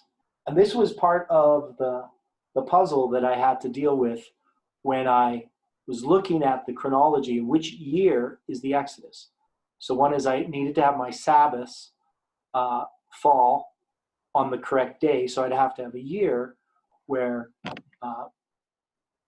the 15th day of the second month would be a Sabbath. And then also counting things out, I would have to create a calendar, have some kind of calendar that would also place the Sabbath that Ellen White talks about, which we have here as the 14th of Sivan, and the third month. Now, so those are the part of the problems that have to be dealt with. Now, there's some interesting details that occur. So in dealing with this, I guess I should go back to that. So we have them start on the 15th day of, that's Israelites leave Ramses just prior to sunrise. On the 15th day of the first month, April 26th, 5 a.m., let's say. And the Israelites arrive at Succoth, and I have them traveling for a week. And the idea is that they're going to need rest. Now, they could have maybe traveled till Friday. One of the things we'll see is that they would have traveled on the Sabbath. And, some people would question that. Why are they traveling on the Sabbath? Wouldn't they stop and take the Sabbath off? Well, one is they haven't been given the Sabbath yet. I mean, they had, known the Sabbath from creation. But the Israelites here are not observing the Sabbath. So that's one thing you can see from the beginning of this. So it's not until the second month that they are told about the Sabbath again and that they are made to observe it. So they would be traveling. And then they arrive at Succoth on the 22nd day of the first month. And that would be May 3rd. So whether they came exactly at that day or not, I'm not certain. And they camp here for a little bit. And then they leave for Etham. So they initially get away from and they go farther than they're supposed to, because they were supposed to go a 3 days journey. They continue on farther, getting away from the Egyptians. And it's going to take time for the Egyptians to realize that they're actually leaving, because even though Moses initially came, we just need to go out and keep our feast, or we need we're going to go out 3 days journey. Pharaoh has now kicked them out. So now they can go wherever they want. But Pharaoh is now reneging and thinking, okay, they're going to come back, but they're not. So I hope that's understandable. So then they leave for Etham. So I have them there basically 3 days at Succoth. And so they leave on a Sunday. Whether they did or not, I can't prove, but I just kind of average these things out based on the rate of travel and the distance that they have to go. So then they leave that day, and then they arrive. So they leave for Etham. Now, I have the Red Sea encampment a couple days later. So they get to Etham, they probably camp a night, and then they're going to depart going backwards. So they get to the Red Sea encampment at Pi-hahiroth on the 27th day of the first month, which is a Wednesday. Now, the 3 days that are talked about in the Spirit of Prophecy and in the Bible are referring back to May 6th. So when it talks about their 3 days journey, it's the 3 days journey from Etham not the 3 days journey from Ramesses that are then talked about in connection with that 3 days that she's mentioned. So they get to Pi-hahiroth on May 9th, 1533 BC. And they're going to cross the Red Sea Wednesday through Thursday. So they're going to leave Wednesday, basically about sunset, and then through Thursday to the May 10th, they're going to finally arrive at the other side. Now, it is interesting that May 10th, which is a Julian date, here, the Gregorian calendar is behind, and it's actually April 26th on the Gregorian calendar when they complete their journey across the Red Sea, and the Egyptians are slain in the Red Sea, drowned in the Red Sea. Now, there's a total solar eclipse that's seen over most of Egypt. And this is a really interesting point. So I came to this independently of another writer, a guy named Gerard Gerteau, who's an astronomer and an Egyptologist, and a Christian of sorts. He's got some weird ideas. He used to be a Jehovah's Witness, though he doesn't really follow them anymore. He's got a lot of independent ideas. So need to go here. So this solar eclipse, now when you look this up, it'll tell you that the solar eclipse is on May 10th. And the way that the astronomers count time is a little bit different. Their day starts at noon, not at midnight. And when you look at it on a like an astronomy site, they might say it's on May 10th. And also the location of where they're naming it from is the international date line. So, so you'll see things, sometimes you'll get the eclipse on the wrong day. But it's 6 o'clock at night, basically, that this occurs. And if you look at this, here's a much better drawing of the Suez, the Gulf of Suez. And you can kind of see I've crossed this area off here. Here's Cairo. Cairo is quite a ways here. But there's a red line here that goes through the Gulf of Suez. And there's a blue line or purple line above it, some miles away, and another one below it. This is the path where someone would see a total solar eclipse. And you can see it's covering a lot of the land of Egypt, is being covered by this eclipse. In the center, where the red line is where you would have the greatest amount of solar eclipse. Now where they cross, where I have them crossing, I have this mark, and it says the start of a partial eclipse would have occurred at about, would have been about 3:05. And then the hours they're giving are different times. So this is universal time. I actually adjusted for local time. So in the local time, the total eclipse, the maximum eclipse, and it's about 2 hours off here. So it says here 16, so 4 o'clock, they're 2 hours off. So this would be about, it's actually about 10 minutes after 6 that they have the maximum solar eclipse. And it's just before sunset. So the sun's going to set just after this. So they have a solar eclipse at sunset, a total solar eclipse at sunset, which is, something that, it happens, but if you were to be in a place where there's a total solar eclipse just before sunset, you would definitely see even a partial eclipse just before sunset. A partial eclipse during noon, you may not even notice them. You might notice it's just not as bright outside. But the path of this eclipse goes right through the Gulf of Suez, which is interesting, just below where they're going to cross. And it happens, it says in the Bible that there was darkness in the camp of the Egyptians, but it was light in the camp of the Israelites. Now, of course, that could just be the nighttime darkness that's being talked about. But if there was a solar eclipse, there's a number of things in connection with this. Now, Egyptian chronology is a difficult thing. When the different pharaohs reigned is a difficult thing. But Gerard Gerteau, who believes the Bible chronology, he has placed that the Pharaoh at the time of the Exodus was a guy named Sequeneri-Ta.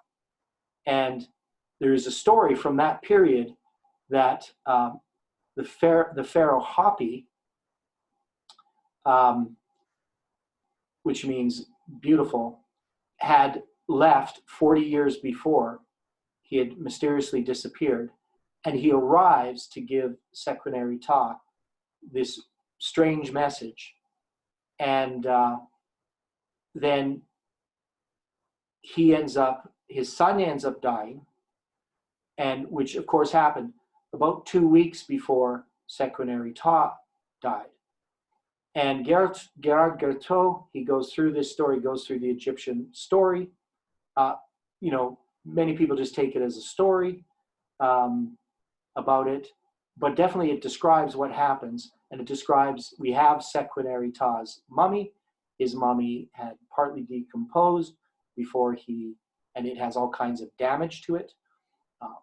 So it's very likely that he was killed in the flood, the flooding of the Red Sea, in the waters of the Red Sea. When they came upon them, he would have been drowned. When they found his body, it would be decomposed, and then he was mummified. And his son had died 2 weeks earlier. And this would put that Moses as the Pharaoh Hapi. So that means Moses would have technically been a pharaoh at the time he killed the Egyptian. So some people have different views on this. So I'm not 100% certain. I wouldn't say that that's exactly the case. But there's so many things that fit that story. And he wouldn't, of course, been the main pharaoh. He would have been just the one who's going to take the throne at that time. So you'll see it says that the solar eclipse, it's interesting, if you look at the bottom of this, eclipse data, including the Besselian elements for minus 1532 May 10th solar eclipse. So minus 1532 is the astronomer's way of counting a date. And they use the Julian day, May 10th, just like we're doing. But they call it May 10th, not May 9th. But it is actually at May 9th. If you look above at the numbers, you'll see it say the date, May 9th, for the timing of the local solar eclipse. So they would start the actual date of the solar eclipse based upon the international date line. So anyway, it's some interesting details there. Now, I bring these up because these are things that they're chronological details that we can look at, and they're little puzzles that we can work through. But just because we work through them and come to a conclusion, we can't just then assume that we're right. Now, the idea also of a solar eclipse, we have to remember that the pharaoh is the sun god, Ra, and a solar eclipse would mean the end of his dynasty. And that's exactly what occurred with the death of Sequeneri-Ta. So quite interesting there as well. Now we have the Sabbath at Merah, and then the Israelites keep Sabbath in the wilderness of Sin. And so this here, now they're going to start keeping the Sabbath. And we know the miracle of the quail and the manna, and then the Sabbath, the disobedient go to gather the manna. And then it says they're going to arrive at Mount Sinai. So my arrival at Mount Sinai, I still have to think this through in light of the things that Stephen has brought up. So I have it on the third month, the third day. So let's look at this, Exodus 19, verse 1.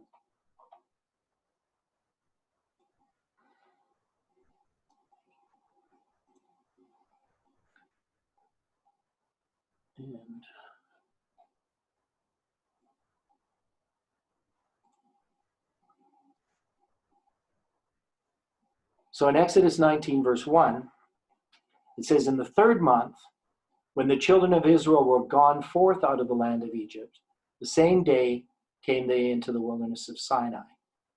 So there's a few different views again on this. Some say in the third month, on the same day, means the third day. That's the position I took. Some people say in the third month on the same day would mean the same day that the third month begins.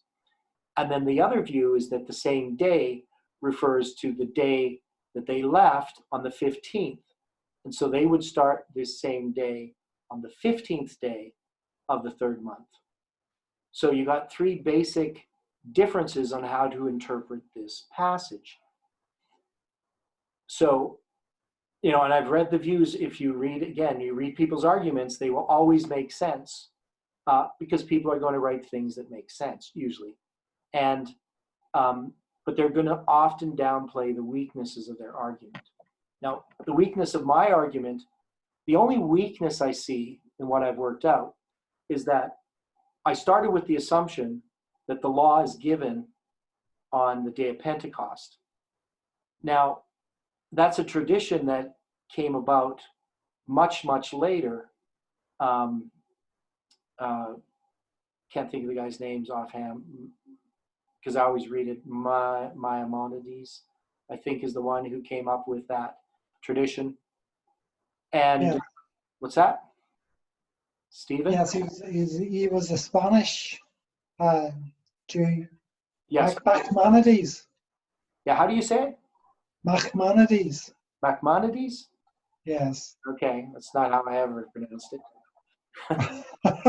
I might be wrong. Anyway, whatever his name is. Maimonides is the last part. Maimonides, maybe. But yeah, he was a Spanish Jew. Now, the thing is, he could have simply worked this out, and came to that conclusion, but it became a tradition that Pentecost was a commemoration of the giving of the law at Mount Sinai. But that's not what the Bible says, and you can't find a spirit of prophecy support for that idea either. But absence of evidence is not evidence of absence. It doesn't mean that they couldn't have occurred at the same time, but that this was not really understood, or it wasn't celebrated that way, and that later on it became a tradition that it was a commemoration. But it could be that they occurred at the same time. But we don't know. So it's still something where I have to try to work out the chronology of it. I haven't done it because other things have been more pressing. But to see if Ellen White's statements regarding the Sabbath can fit in with that. So it says they departed from Rephidim and were come to the desert of Sinai and had pitched in the wilderness, and there Israel camped before the mount.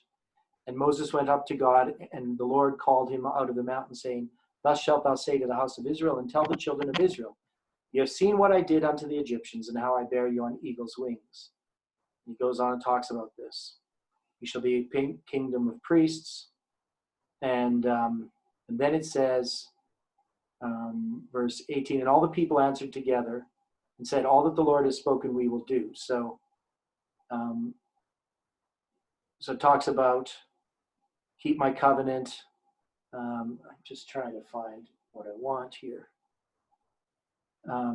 Verse 9, and the Lord said unto Moses, Lo, I come unto thee in a thick cloud, that the people may hear when I speak with thee, and believe thee forever. And Moses told the words of the people unto the Lord.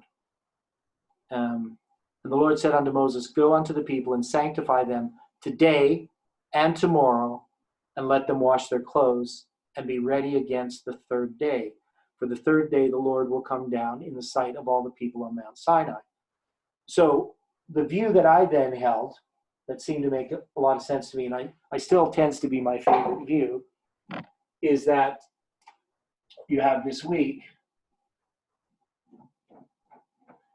first, second, third, fourth, fifth, sixth, seventh day, and that this is the third month. So this is Sivan, the third month, and that they arrive here on the third. And then the next day, they're going to hear, Moses and God, and they said, all the Lord has said we will do, and be obedient. And then today, tomorrow, and be ready against the third day. And so this would be the day that the law is spoken on Mount Sinai. So it would be a Friday. Now, in my chronology, this lines up perfectly with Pentecost, right? So this is Pentecost. But if somebody argues that this is a different day that they arrive, you would have to then lay out this calendar like this, because these days of the week here are pretty much set because of the second month.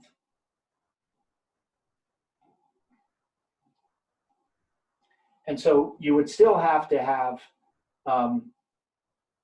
the Sabbath that Ellen White's going to talk about. You're going to have it work.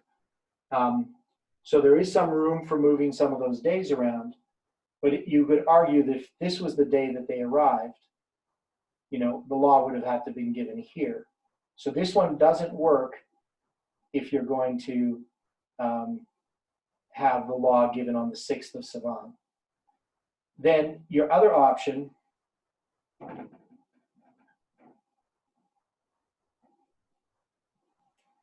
is that they actually arrive on the 15th, the self-same day that they left. So they would then have arrived on a Sunday. And then you would have to have, again, the law would be given here. But again, this wouldn't be in connection with Pentecost, right? Pentecost would be a separate event. So you'd either have, here on the 4th or the 18th, but you wouldn't have the law given on the 6th. So I can have the law given on the 6th by interpreting this the same day as being the same day as the month. And there's actually precedent for this. So this isn't just invented for here. But if it's on the Wednesday the law is given, it's obviously not connected with Sivan or with Pentecost on Sivan 6. So then you have to work through the rest of it, which we're not going to do right now, because Ellen White talks about the time that they spend in the Mount, and there's a 6 days beforehand, and then Moses is on the Sabbath. He's going to begin that 40 days of fasting. So not so much fasting, but where he's alone with God, because he's actually going to be fasting longer than that. So there's then this problem of trying to fit that Sabbath in there, and I haven't worked it out. So, but this works out perfectly to me. The third day they arrive, today, and the next day Moses talks to them, today, tomorrow, be prepared against the third day. And the third day, which is the 6th of Sivan, it's also Pentecost, 7 weeks from the day after the 15th. The 15th was a Thursday. The 16th would have been a Friday. And so Pentecost falls at the right time to fit with the giving of the law if they arrived on this day. So it seems to work out. But, I'm still willing, to look at other options. The point is, again, I'm talking about the process that we go through in studying. And this just doesn't apply to chronology. This applies to everything that we look at. We have to look at all the options. We have to be open-minded. Just because we read a Spirit of Prophecy quote or Bible quote a certain way doesn't mean we're right.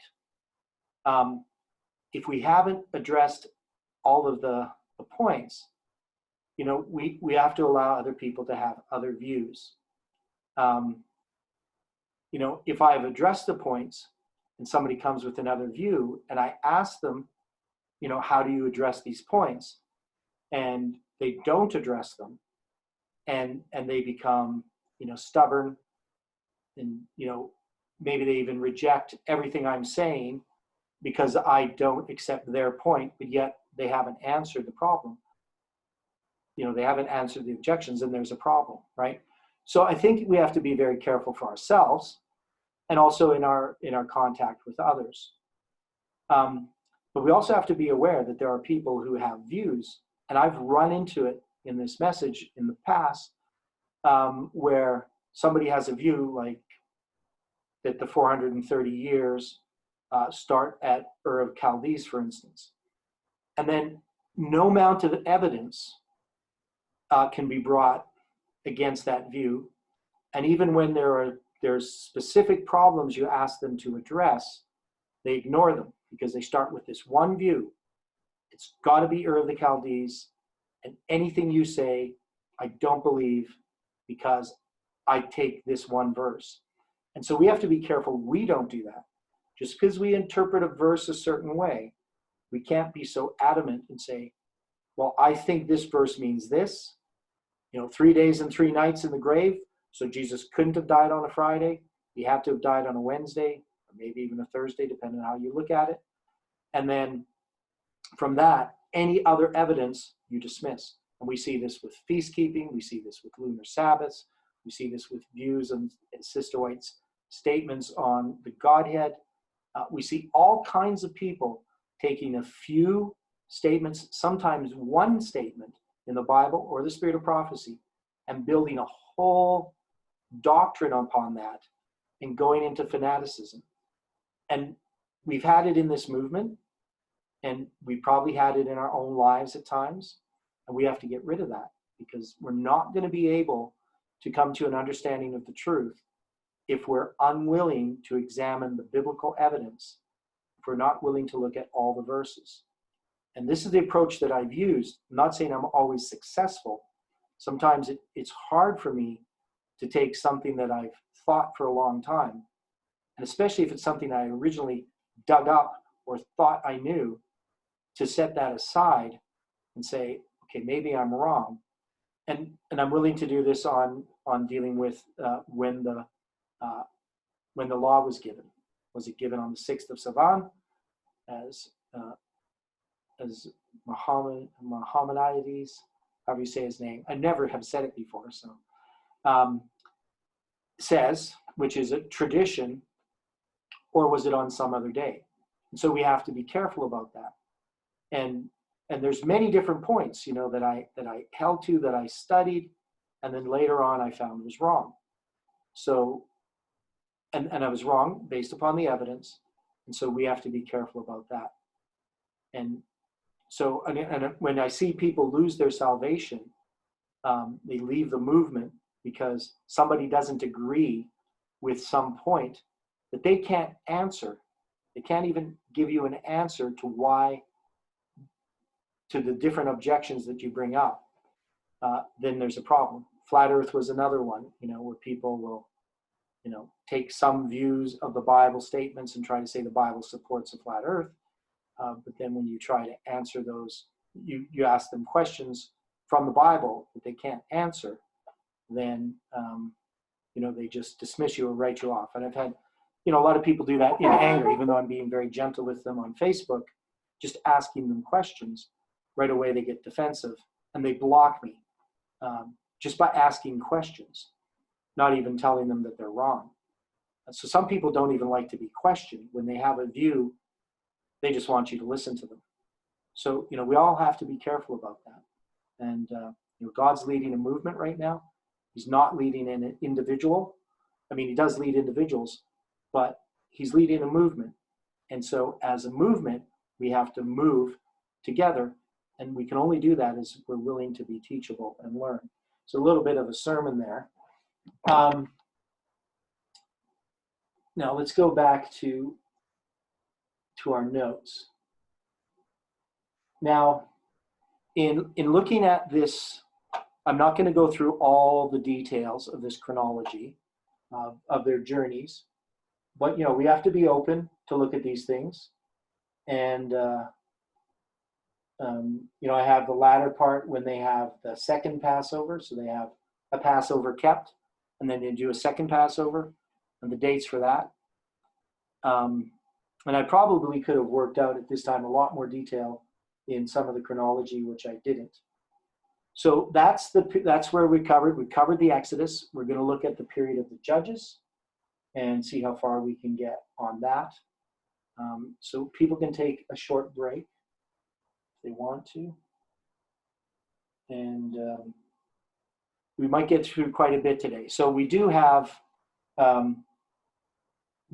we started at, we went pretty long. So we got another hour or another 50 minutes. So I think we can get through the period of the Judges in that period of time. But people can take a short break. I'm not going to stop the recording unless somebody wants me to. But if somebody has a question, I'm just going to drink some water here. Any questions or thoughts? on what we covered so far.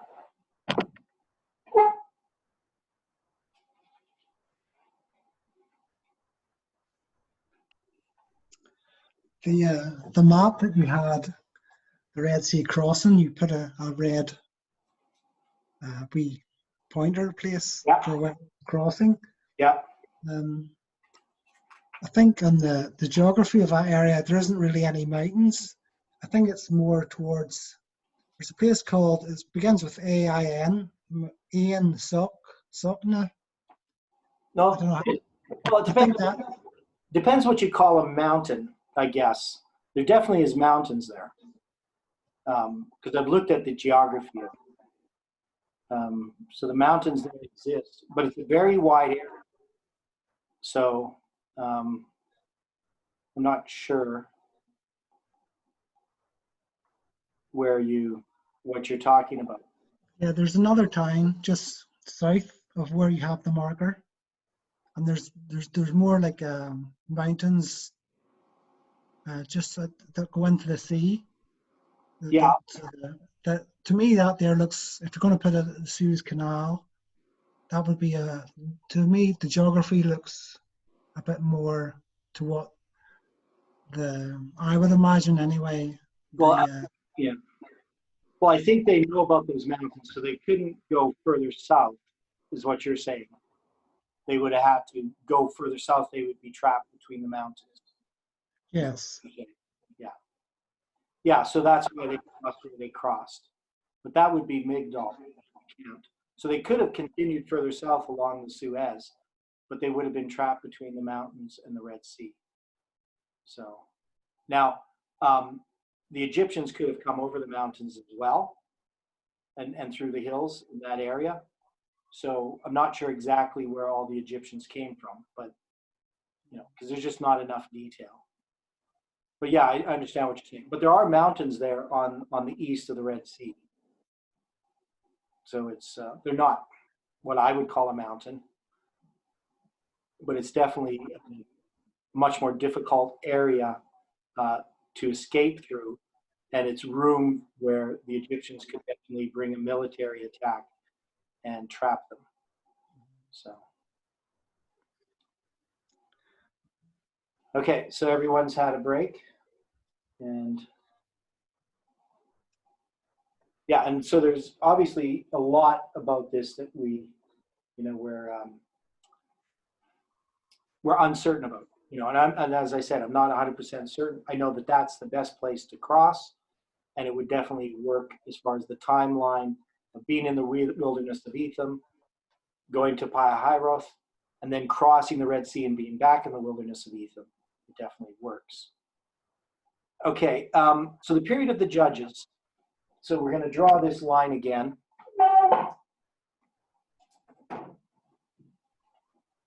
And I'll get to the whiteboard.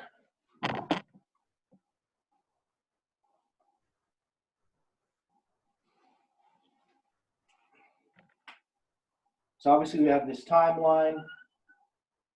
We have creation. We have 1,656 years. We got 427 years.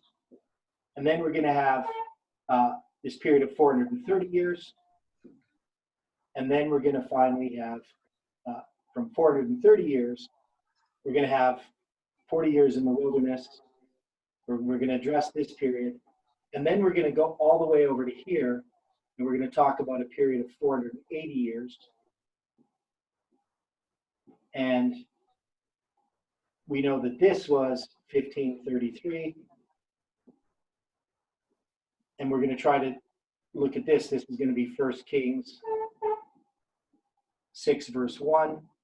And we're going to try to understand the period of the Judges. So there's a lot of different views on this as well. And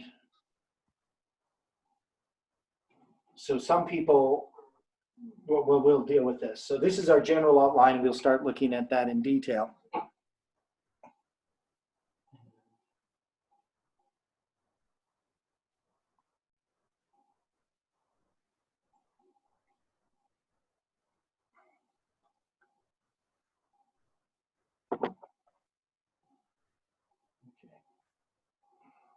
So the Bible is extremely clear. The span of time from the crossing of the Jordan to the laying of the foundation of the temple is 480 years. Now I say this, that it's clear. Obviously, there's lots of different views on this. So often when we and this is a good example of another one where people have drawn a conclusion by looking at a verse and ignoring another verse completely, not having an answer to it at all. So we're going to look at Acts 13, verse 20. So here is the next verse. So we got this, we're going to look at these two verses. One is in 1 Kings 6:1, the other one's in Acts 13, verse 16 to 22. Then Paul stood up and beckoning with his hand said, Men of Israel, and ye that fear God, give audience. The God of this people of Israel chose our fathers and exalted the people when they dwelt as strangers in the land of Egypt. And with an high arm brought he them out of it. And about the time of 40 years suffered he their manners in the wilderness. And when he had destroyed 7 nations in the land of Canaan, he divided their land to them by lot. And after that, he gave unto them judges about the space of 450 years, until Samuel the prophet. And afterward they desired a king. And God gave unto them Saul the son his name's Kis, a man of the tribe of Benjamin, by the space of 40 years. And when he had removed him, he raised up unto them David to be their king, to whom he also gave testimony and said, I found David the son of Jesse, a man after mine own heart, which shall fulfill all my will. Now the focus of this is he's giving this story in Acts 13. He's sort of summing up some of their history. And he's dealing how God has chosen them. Now he's going to go through and do a bunch of different arguments. But in rehearsing this history, he says the statement, after that, after they had conquered, divided the land, he gave unto them judges about the space of 450 years, until Samuel the prophet. So if you read this in the King James, you can easily get the impression that the period of the judges is a space of 450 years, from when the land is divided until Samuel comes on the scene. And Samuel the prophet is the one who put Saul on the throne, and he lives for quite a long time. So you would have to say maybe this goes to when he began his work as a prophet. So there's lots of different questions about really where you're going to place this space of 450 years. Now we have another statement which we're going to go up there again to 1 Kings 6 verse 1. Now this is when Solomon is laying the foundation of the temple. Right? So it came to pass in the 480th year, after the children of Israel were come out of the land of Egypt, in the 4th year of Solomon's reign over Israel, in the month Ziph, which is the 2nd month, that he began to build the house of the Lord. So let's take a look at what it is that's been presented to us.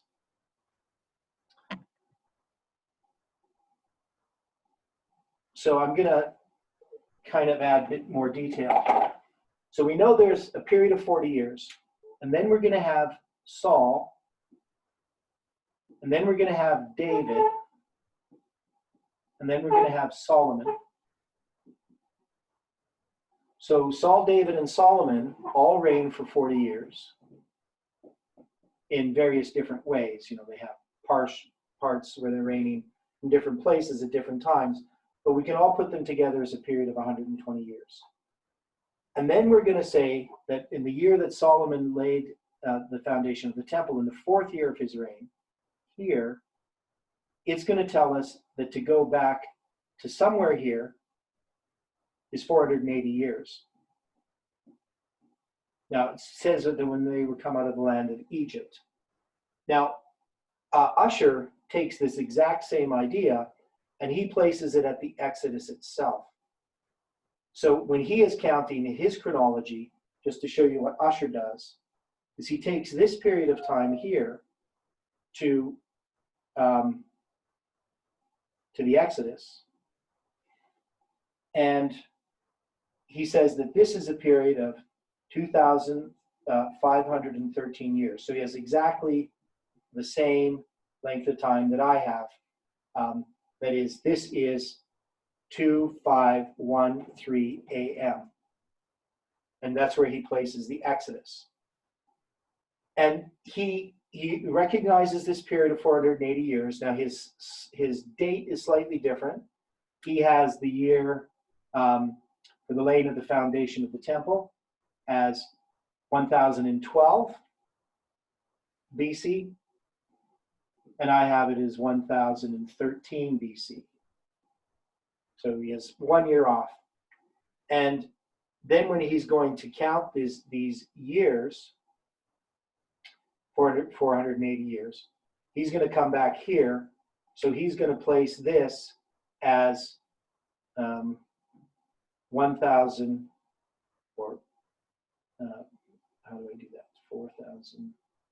Yeah, so it's going to be 1,492 BC.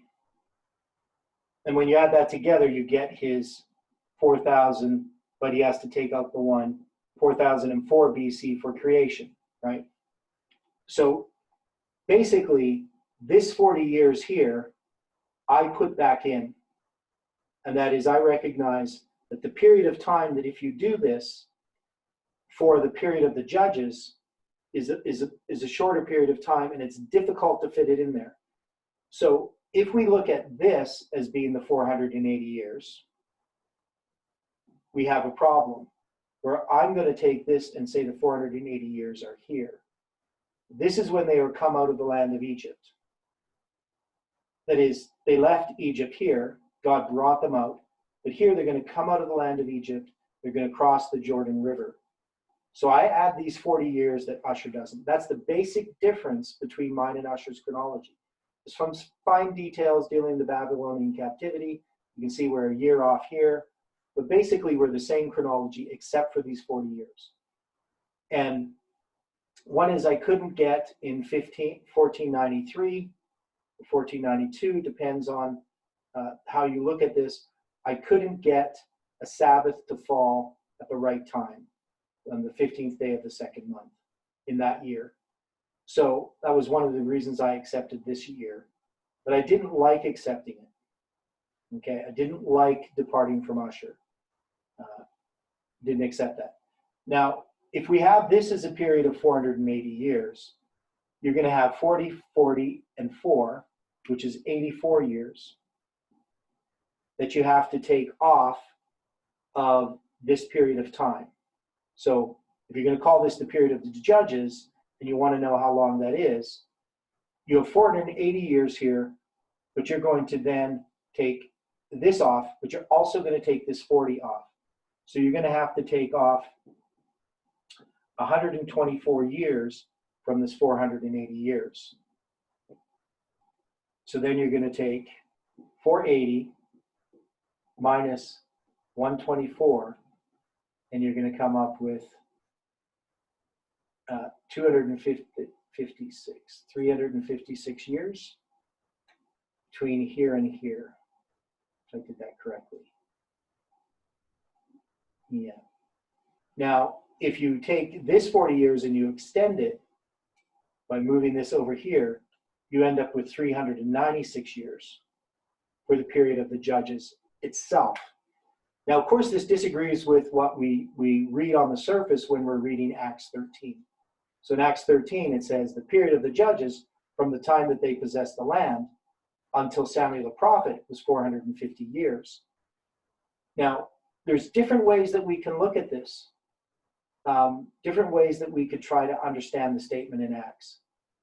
So one of the ways that we could try to use that statement is we could deal with the death of Samuel, not with the start of Samuel.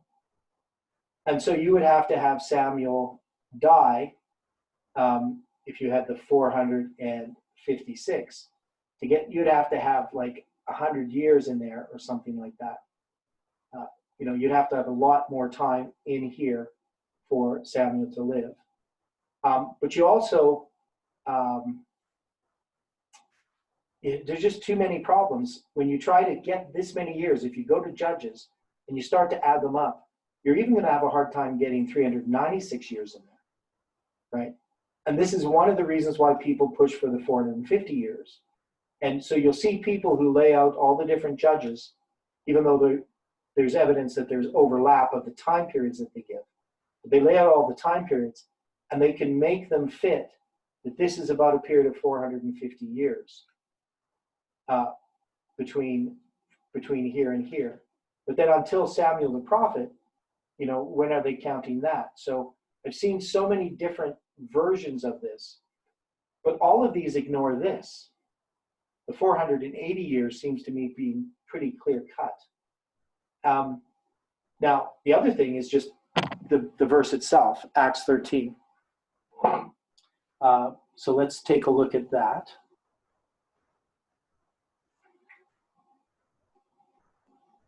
So when we look at Acts 13, get there. Now, we're not all Greek scholars, so we don't read Greek. We're just kind of dependent upon translations. And we're going to look at verse 20. And I'm going to look at my comparative translation here. So it's going to compare all these different verses. And the first one's a translation from the Greek Septuagint. It says, after these things, about years 450, he gave them judges until Samuel the prophet. Puts it in some kind of brackets. After that, he gave unto them judges about the space of 450 years, is the King James. After these things, he gave them judges until the Samuel the prophet, is the American Standard Version. It doesn't mention the 450 years.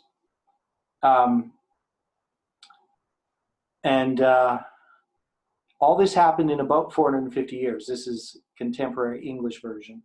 Then God gave our people judges until the time of Samuel the prophet. After these things, he gave them judges till Samuel the prophet. To the end of about 450 years is Darby's. So you're going to see that a lot of these translations translate this a little bit differently than the King James. A lot of the modern translations, just like all this happened in about 450 years. After this, God gave them, our people, judges until Samuel the prophet. The simple way to look at this, though, is that the translator of the King James, who translated the book of Acts, initially looking at it, simply wrote this in the Greek syntax and didn't change the syntax into English. And it's easy to do if you're used to thinking in another language. Now, this is now Greek sentence order is not important. That is, Greeks, because they use the nouns and verbs and all these things have to agree, you can actually mix your sentence up and it will still mean the same thing. In English and Dutch, we have to, our sentence order gives the meaning to the words, whether something's the subject or the object. All those things are important. But in other languages, they have beginnings and endings of words, which actually tie them together, whether they're masculine and feminine, whether they're, that would be your definite articles. And then with your verbs, they have to agree with each other. So we don't have that in English. We have sentence, word order in sentence. Now, the way that I would translate this after looking at the Greek is, and after that, about the space of 450 years, he gave them judges until Samuel the prophet. It's just a simply taking that one phrase and realizing that it's misplaced.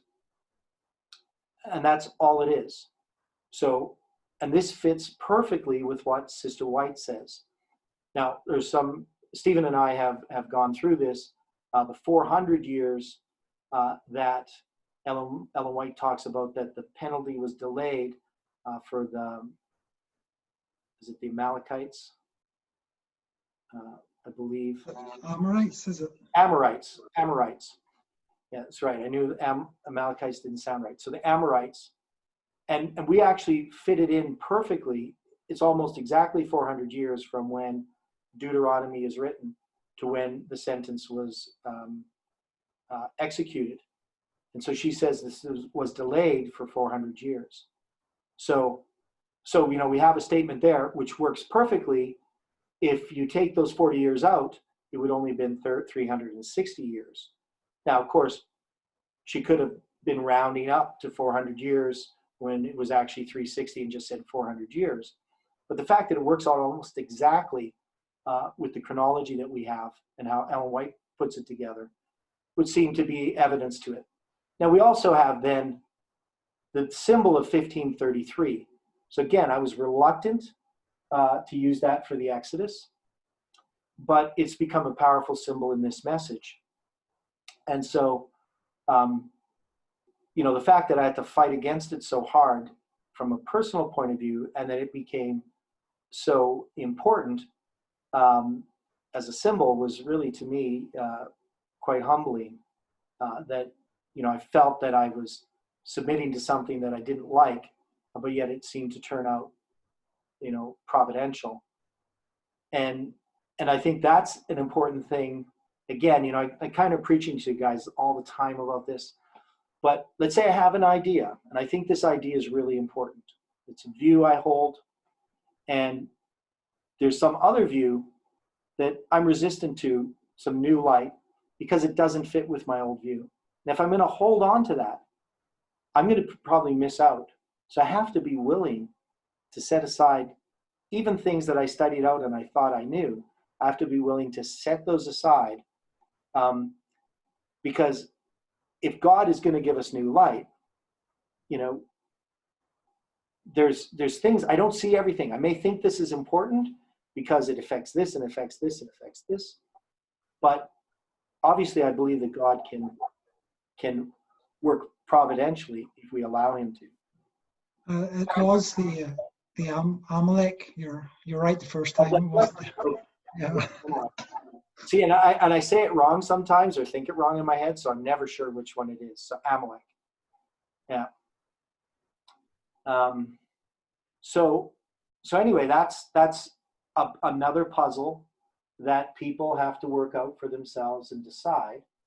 But I think it definitely it answers the problem, and it creates a solution. And as I said, when you're dealing with chronology, if you come to a conclusion and you can't prove it, but it makes things fit, and there's no good argument against it. That is, there's not something that's just, it can't be right based on the Bible or the spirit of prophecy.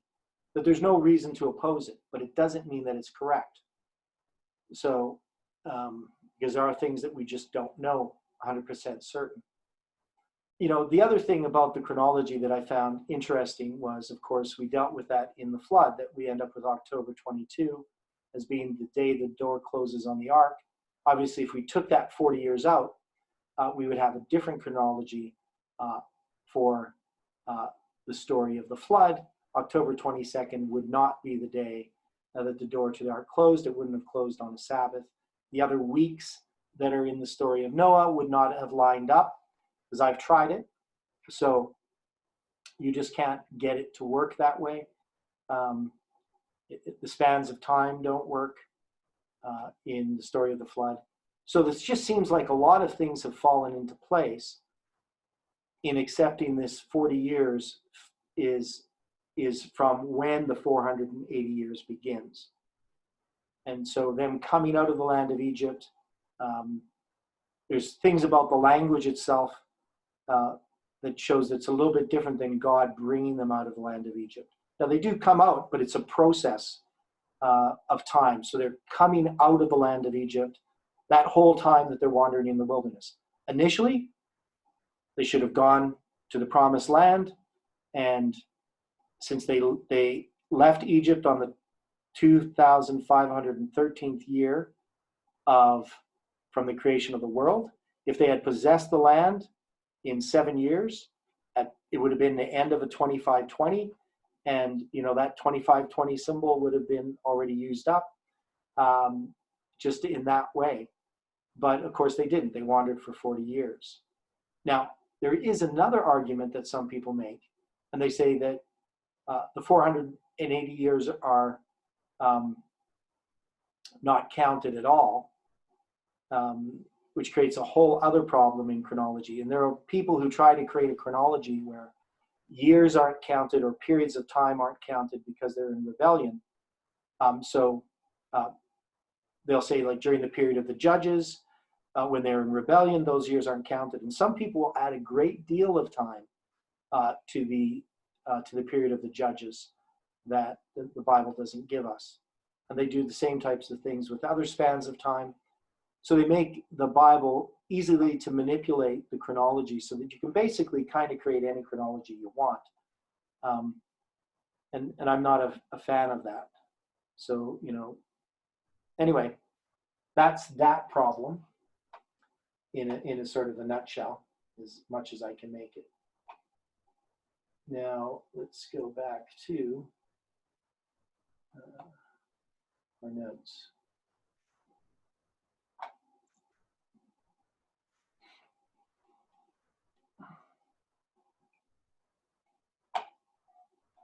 Now, the period of Judges itself, I've tried working through it, and I can tell you that I don't have an absolute solution to it all.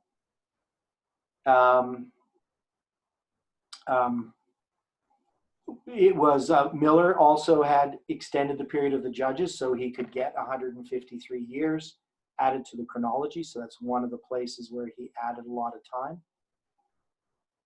time. And just this period here, that what I was talking about was the 400 years. The Lord sent his servant with another message to Saul. The prophet said, "Thus saith the Lord, I remember that which Amalek did to Israel. Now go and smite Amalek. Thou shalt blot out the remembrance of Amalek from under heaven. Thou shalt not forget it." Deuteronomy 25:19. For 400 years, the execution of this sentence had been deferred. According to Deuteronomy 1 verse 3, the prophecy was given on Tuesday, February 20th, 1493 BC. 400 years would end in 1093 BC during the reign of Saul. However, the prophecy is pointed to when they shall have rest from all of their enemies. This did not occur until about 14 years later in 1479, and this would put the deferment to 1079 BC. So I've actually used a different solution here, which I don't accept anymore. I tried to put this into the 18th year of Saul, and the reason I tried to do that, so here's an example. I was reading other chronologies, but when I read Spirit of Prophecy, she doesn't put that later in Saul's reign. She puts it earlier in his reign. And actually, when you read the Bible, it becomes quite clear, but definitely clear when you read Spirit of Prophecy. So I didn't even have to add those 14 years later that other people add. So it just clearly shows from when it's given, when that prophecy is given, the 400 years begin then, and it ends in 1093 BC. Now, this is a chronology worked out by Gerhard Gerteau. So he has how old Abraham is when he says he means Haran. He just kind of conflates the two ideas. The Canaan, Egypt stay is 430 years. Moses, Exodus. And then he starts to count the 480 years from the crossing of the Jordan. And so he works out all these things, and his dates are pretty good. But he seems to leave some things out. It's really hard to fit all the period of the judges in that period of time, and it would be even less if you took the 480 years and made that time smaller. So I'm not 100% certain that it's all correct, but I just put it there that people can check it out. Now, another point that's important here, when we get to this laying of the foundation of the temple, we're going to come to a new interesting part of the chronology, and that's the building of Solomon's temple. Now, the buildings of Solomon's temple began in the 2nd month of Solomon's 4th year and was completed in the 8th month of his 11th year. So anybody who's been watching Jeff on this topic, it's 7 years, but it's also 7.5. So it depends how you count it. The question must be asked to answer the question, how long is it from when Solomon commenced the building of the temple and completed it?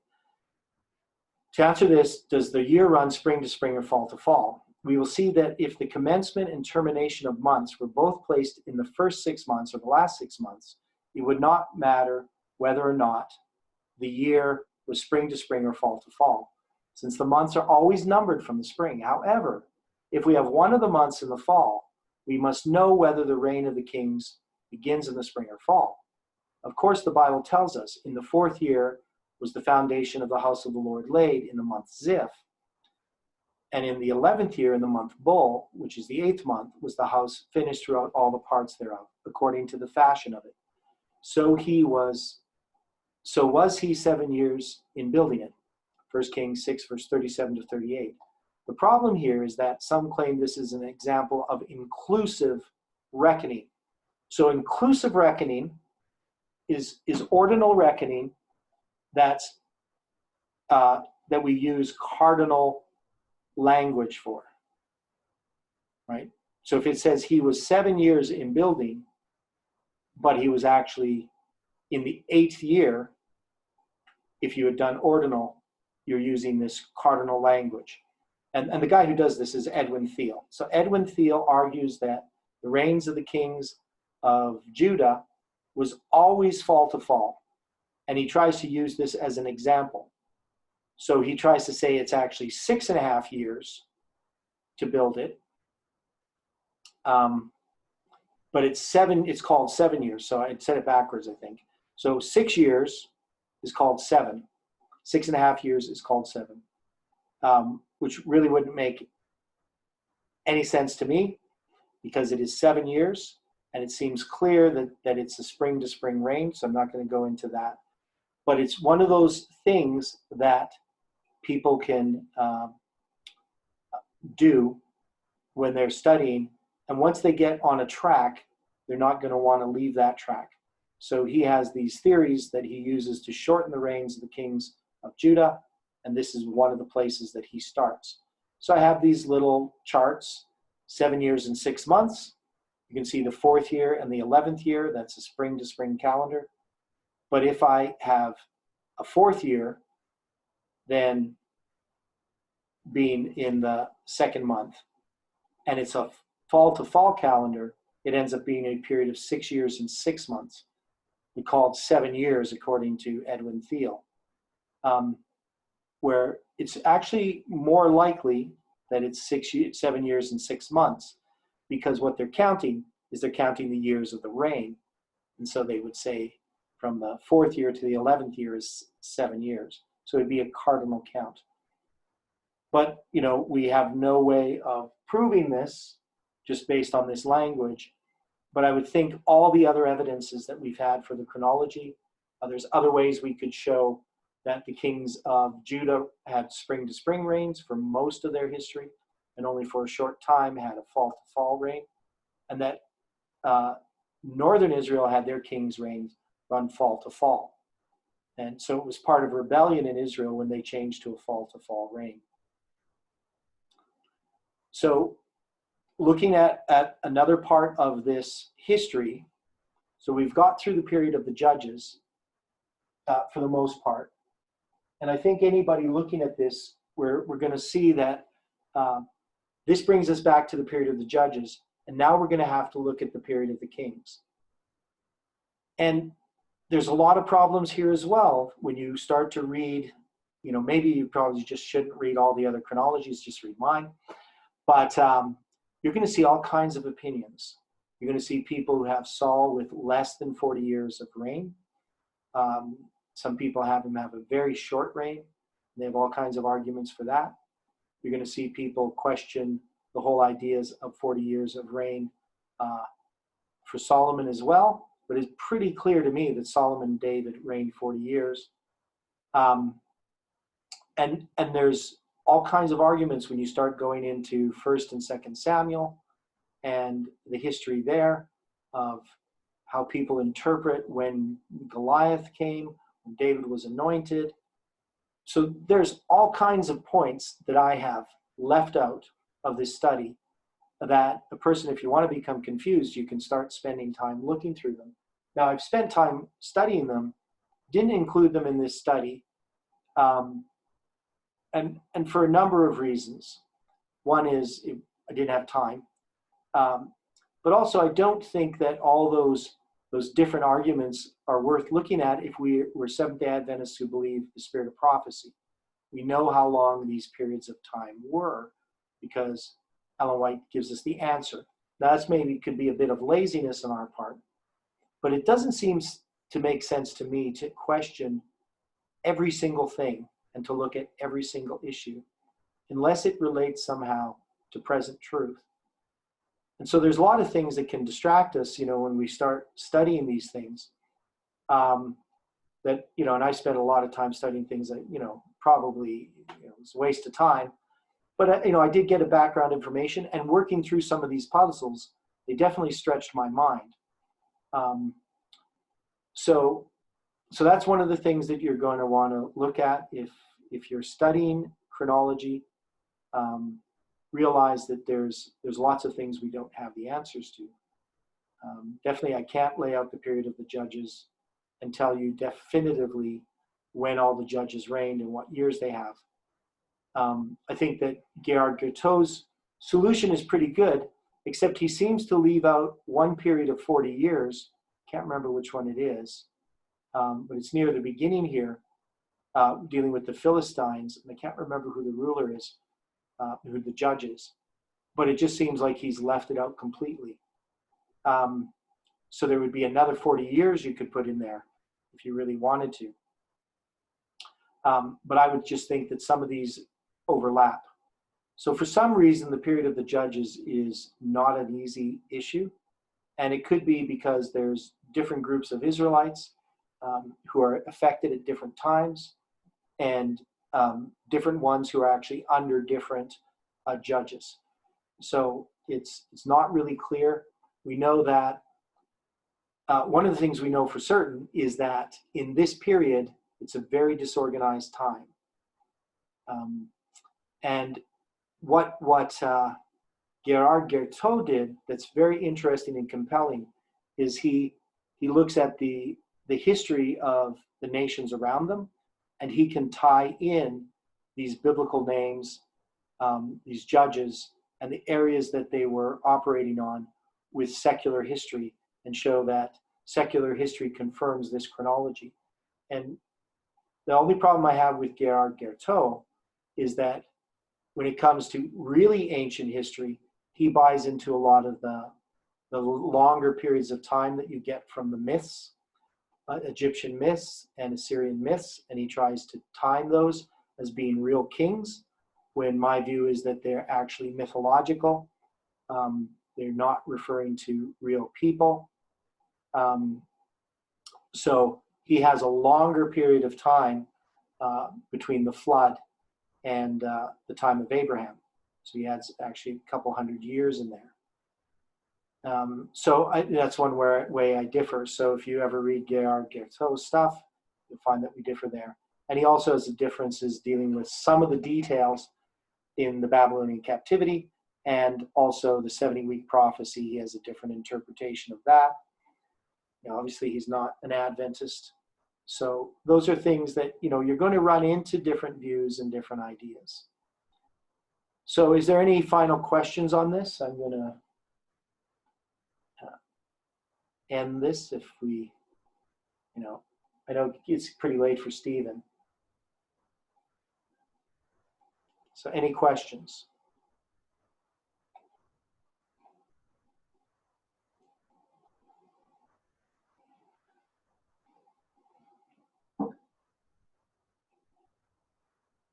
It's a lot of information.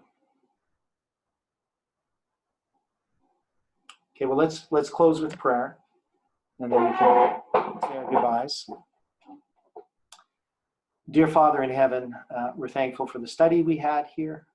today. And we know, Lord, that there's much, much to learn. But we pray, Lord, that we can learn the lessons as we study chronology, not just the chronology itself, but on how to study and how to learn and how to listen to your voice. We're thankful for the light that you shed upon our path, and we know, Lord, that more light is to come, that many of these puzzles may be answered in ways that we didn't expect.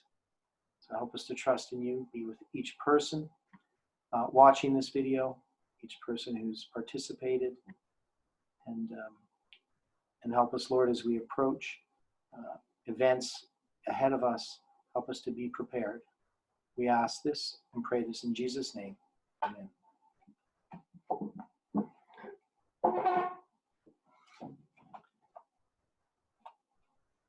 So thanks, everyone, for the study. I'm just going to stop. Thanks. Yeah. Oh, you're welcome. Thanks, Theodore. It's great.